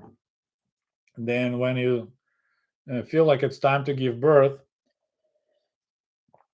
we had a special, like when my mom had me, she didn't go to hospital. They actually had a special separate buildings. It's called Родильный дом. So there was just birth house, birth building just for births. There was nothing else going on there. Just women arrive. In mom's case, it was like 6 women per room. So they have beds.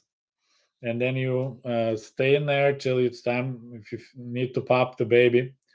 And then they take you to a room. They assist you with birth. Then they take your baby away. And then they bring you when it's time to feed it. And then they take the baby away again. So they have those roller carts and they have the babies all bundled up. I have videos about it. My mom said when she gave me a birth, I didn't cry. I was just sitting there looking at everyone, and I had dark blue eyes and dark hair, which everything changed later. So they said they spanked me a little bit, trying to make me cry so I can breathe, and I refused. And they splashed cold water on me, and I didn't like it. That's when I started crying and breathing. So, and then you stay for about, maybe depending on the condition, maybe up to 10 days. Fathers did not participate in the process. Like when my wife was giving birth to my daughter in 2000, I was trying so hard not to be there, but they won't even hear about it. And you give a birth in that room, so this is all weird. So then you just stand out the window and they show you like, hey, this is your baby. And we had this joke, since the father didn't participate. So, mother gave a birth, but he didn't see the baby yet. So he's like, hey, so whom a baby look like, what it looks like. And she's like, oh, you don't know the guy.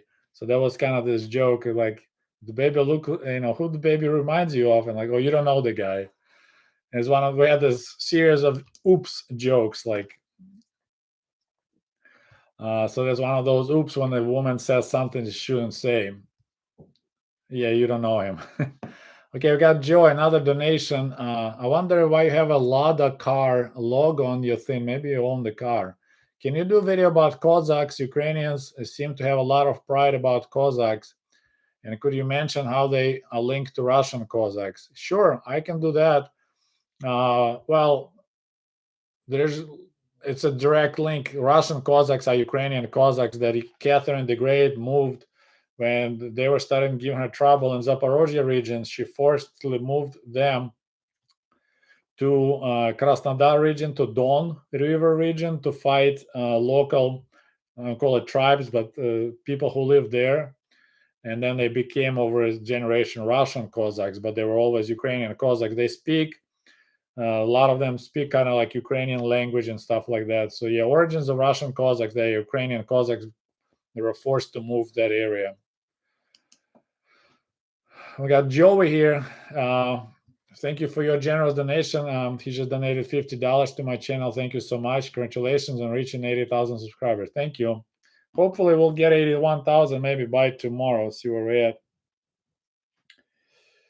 Where we at? We need about 200 more subscribers. We'll have 81,000. But thank you so much. Appreciate your support. Another donation from Dr. Y. Thank you so much. Do you watch Funker 530? Nope. Lots of videos of Ukrainian Russian combat footage. Ukraine seems to be kicking ass hard from what I've seen. Yeah, there's plenty of channels. I watched a little bit. It's getting overwhelming. Now it's like you grow in thick skin. First, I was horrified, the whole idea that, there's a Russian soldiers and then Ukrainian soldiers shooting them. They shoot back. But now a year later, it's like you're actually happy to see that the Russian tanks getting destroyed. I mean, now we are to the point that I'm like thrilled to learn there's a German tanks are coming to Ukraine. Like, this whole Putin turned everything so upside down. We used to fight together German tanks in Ukraine. Now we ask him to bring German tanks so we can push Russia out of Ukraine. So that's insanity. But no, I watched a little bit videos. There's plenty comes up on my YouTube feed and then Telegram channel, but it's really sad. But it was a miracle that there was no civil war when Soviet Union collapsed. It was hard to believe that such an empire can collapse and there'll be no civil war. I mean, there was little skirmishes here and there, but nothing like between Ukraine and Russia. But it just tells you Russia was so weak, they couldn't do anything. And of course, Chechnya, that happened in the early 90s, that, got busy Russia for a while. So it took them for a long time to rebuild their confidence and desire of Putin, of course, to restore great Soviet Union. And that's unfortunately. Okay, we got comment from Fox Gaming. Sergey, I just bought your book and I love it. Thank you so much. This is my very first book ever. I wrote it first in Russian. If you study Russian, you can always buy my. It looks exactly the same. Let's see. Sorry, I should be more prepared. But so I got this is Russian version, English version. They're quite a bit different because my wife suggested like, hey, why don't you share some stories about Soviet Union in your book? And I was like, oh, yeah. So actually, my English version is a little bit more pages, and then I have, of course, once again 96 in Russian, and once again, yeah, it's a English book is way thicker, so I added a lot of stories because see where we have here. Yeah, it's quite a bit more pages. Anyway, so yeah, those available too. Some people bought my Russian books and they kind of learn Russian through reading my stories.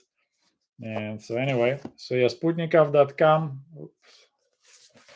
That's where you can find them. I'm glad you like my book. Thank you so much. We'll be wrapping up in 5 minutes. So thank you, everyone. Hey, we got almost 300 likes. If you just joined, I tried to watch Soviet Andromeda movie, but there are no special effects at all. The whole movie is close-ups of actors and blurred background. I don't know what year was filmed. I said book originally is 1957. The story is amazing. It's actually if they can, if I could find somebody who connected to Hollywood, they can make a kick-ass movie. Not about maybe communist Earth. They'll be maybe not that exciting, but the story in the space, it's it's just amazing. It's just so cool. Like they had to crash land on the planet. They discover alien ship. They discover missing ship of the Earth from long before. There's a local crazy creature. It's cool, but I don't have context. I have quite a few suggestions I could make to make like a TV series based on some Soviet era like science fiction stories and stuff. But unfortunately, I don't know anybody. Okay, we have a donation from Wade. Thank you so much. I appreciate it. You have may already covered this, but I always think of your family, mom, brother, how they holding up.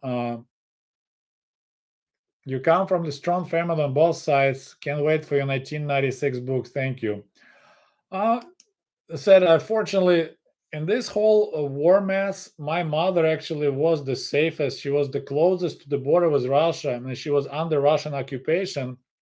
But because of the village location, that village is just like so out of the way. Even during the German occupation, there was nothing going on there. I mean, they had German soldiers. I remember grandma's stories. Like grandma said, the way to save the pig from Germans to taking it was to cover it with the human feces, and then Germans won't touch it. So that's what locals did.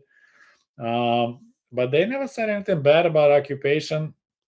And similarly, too, they even didn't have any Russian soldiers stationed in that village. They just rolled by, and then 2 3 months later, they rolled back. So, and my mom, since she doesn't depend on any modern conveniences except electricity. As long as you have firewood, you stay warm. She had her own garden and a cellar, so potatoes and some basic food. So, like, she didn't really had any major issues. Like in Kiev, you lose heat in your apartment building, you screwed, because if you have no electricity and no central heat, there's no way you can warm up your apartment. You need to like jerry rig some little, you know, cast iron stove and run the pipe outside the balcony. So my family, fortunately, they're doing good. Thank you for asking. So sounds like maybe Andromeda movie is on YouTube. Let me look it up. I'll post it. Let me see. I'll search it. There's a lot of ways you can find more things if you search in Russian language. Andromeda. We'll see. So that's the book I started reading. I read it before, of course, several times, but I decided it was a question people were asking if they want to learn about how the communist future was presented in a Soviet fiction. Okay, so yeah, there is a movie. I'll gonna post the link. It's funny they actually advertise American science fiction, Star Wars, Mandalorian. They advertised Mandalorian movie. So okay, so this is the link for you guys. And so the book came out in 1957. The movie came out in 1967. So yeah, uh, special effects of 1967.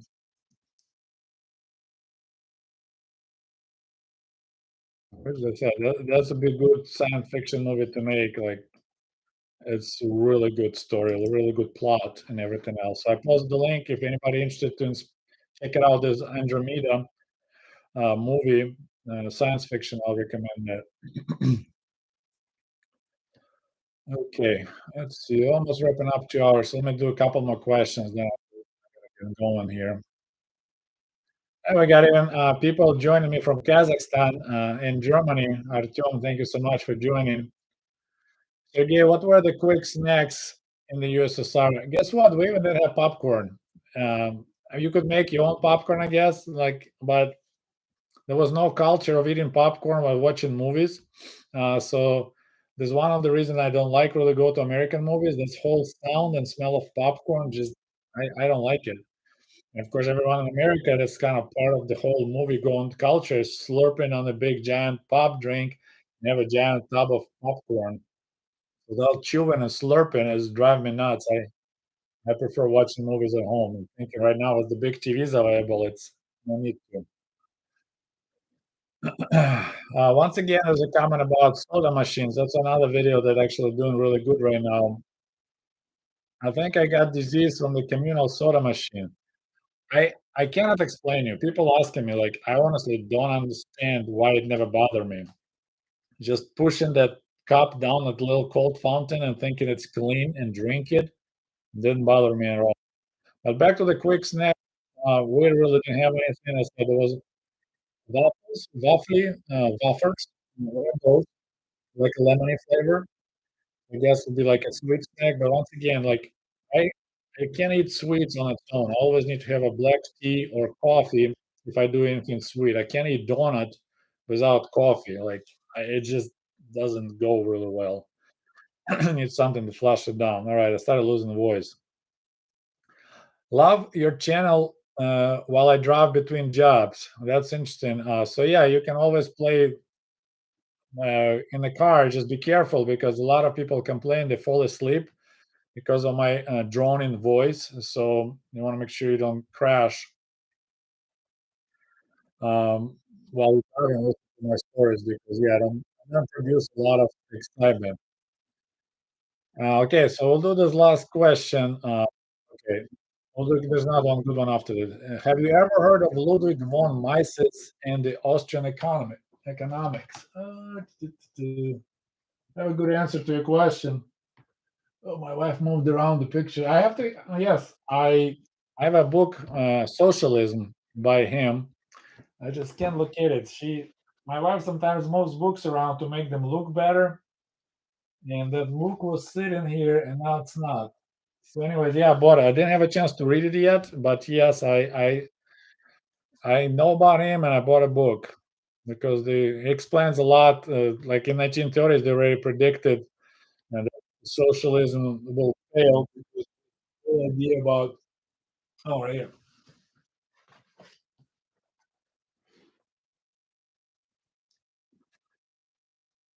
I ordered on eBay, I think. So yeah, it's a big book. And one of my must reads. Unfortunately, I don't have a lot of time, but that's another one I need to read. Maybe I should drop my science fiction, Soviet science fiction, and read some other stuff. Okay, so there's another last question. I'll be wrapping up. I apologize. I'm losing my voice already talking for 2 hours. Okay. Did your family get a free Brezhnev apartment? So, Brezhnev apartment means was built during the Brezhnev era. Usually, it's a 9-story high apartment buildings. I have a video about it, and we didn't get it for free. It's actually we had to pay a lot of money to get in that apartment because my parents, my mother, her job, she um,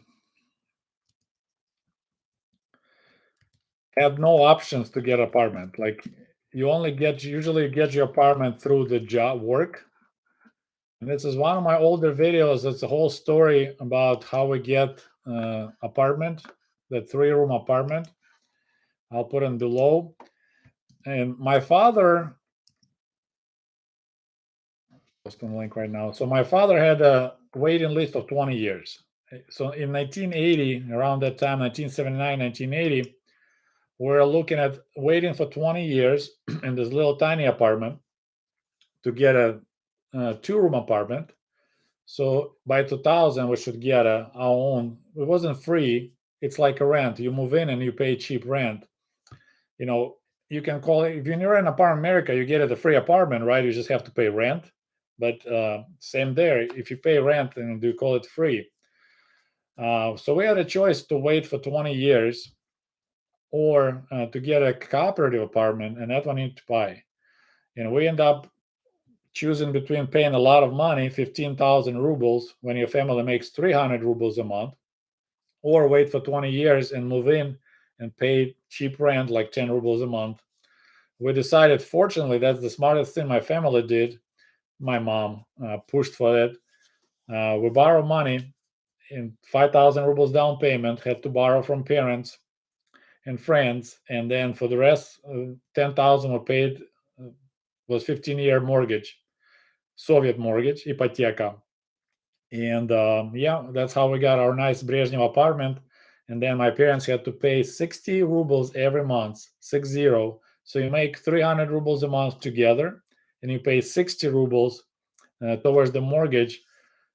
So that's kind of get into the not pretty close to what Americans have to pay. If you picture, if you make $3,000 a month yourself, you pay 600 mortgage, kind of like there.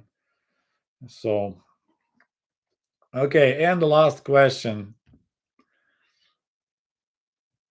They really wipe with the newspaper. What about toilet paper? All right, Paul. So great question. I had the roll of toilet paper somewhere here. I got little thingies here and there. So in Soviet Russia, you send satellite to space first. You build factory to make toilet paper second. So for real, they begin mass producing toilet paper several years after they figure out how to send Sputnik to space. That Sputnik went to space before Soviet Union began manufacturing toilet paper. And in order to manufacture toilet paper, they bought a factory equipment from Great Britain. So Soviets didn't know how to build equipment to make toilet paper. So if you don't have a toilet paper, what can you use to wipe your butt? The newspapers. They are widely available, plenty of them. And and they actually sold, and I posted a picture of it. They sold newspaper holders for the toilets. So you go in your outhouse if you live out in the country, and you have literally wide, looks like a bookshelf, but this is a toilet paper holder for your newspapers. So you put newspapers in there, then you rip pieces. I recommend, if you want to experiment how to wipe your butt with the toilet paper, with the newspaper, you need to crumble it really good. Don't just go smooth and like this. Doesn't do a good job. You need more grabby surface.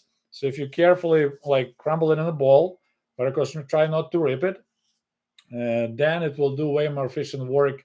You might leave some lead on your butthole, but it's just kind of side effect. But it's cool because if you visit your friends, you go in their outhouse, maybe they subscribe to different newspaper, and you can learn something new. Like, oh, they subscribe to Izvestia, and I subscribe to Pravda, so you can read something different there from 2 years ago. Anyways, all right, guys. So thank you so much for joining.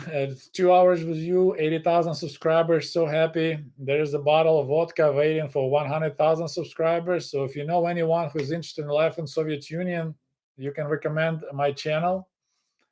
So I was trying to leave, but people throwing money at me. Anthony, thank you so much.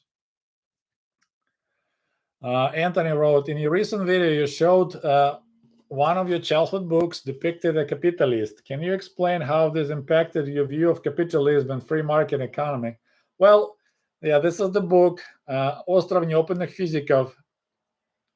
So the island of inexperienced scientists, we'll call it this way. Physicians is the ones, the doctors. And yeah, so they end up traveling to Norway, Oslo, and they met this local store owner. But you see, he's looking like a capitalist. You see that little bow tie and a little hat. And so he managed to travel with them, and he's a really greedy person. He's trying constantly to figure out how to make extra money. And it was just an expectation. Like, yeah, and in the end, he's trying to, the school device that he's trying to steal it. So anyway, so this is what happened. I mean, it was expected. It didn't change my views. It's like, yeah, this is what they're all about: greed. They're all about making extra profit, and they don't care about people and the humankind. All right, so I'll be wrapping up. I think my wife just turned the vacuum cleaner to give me a hint that I gotta go.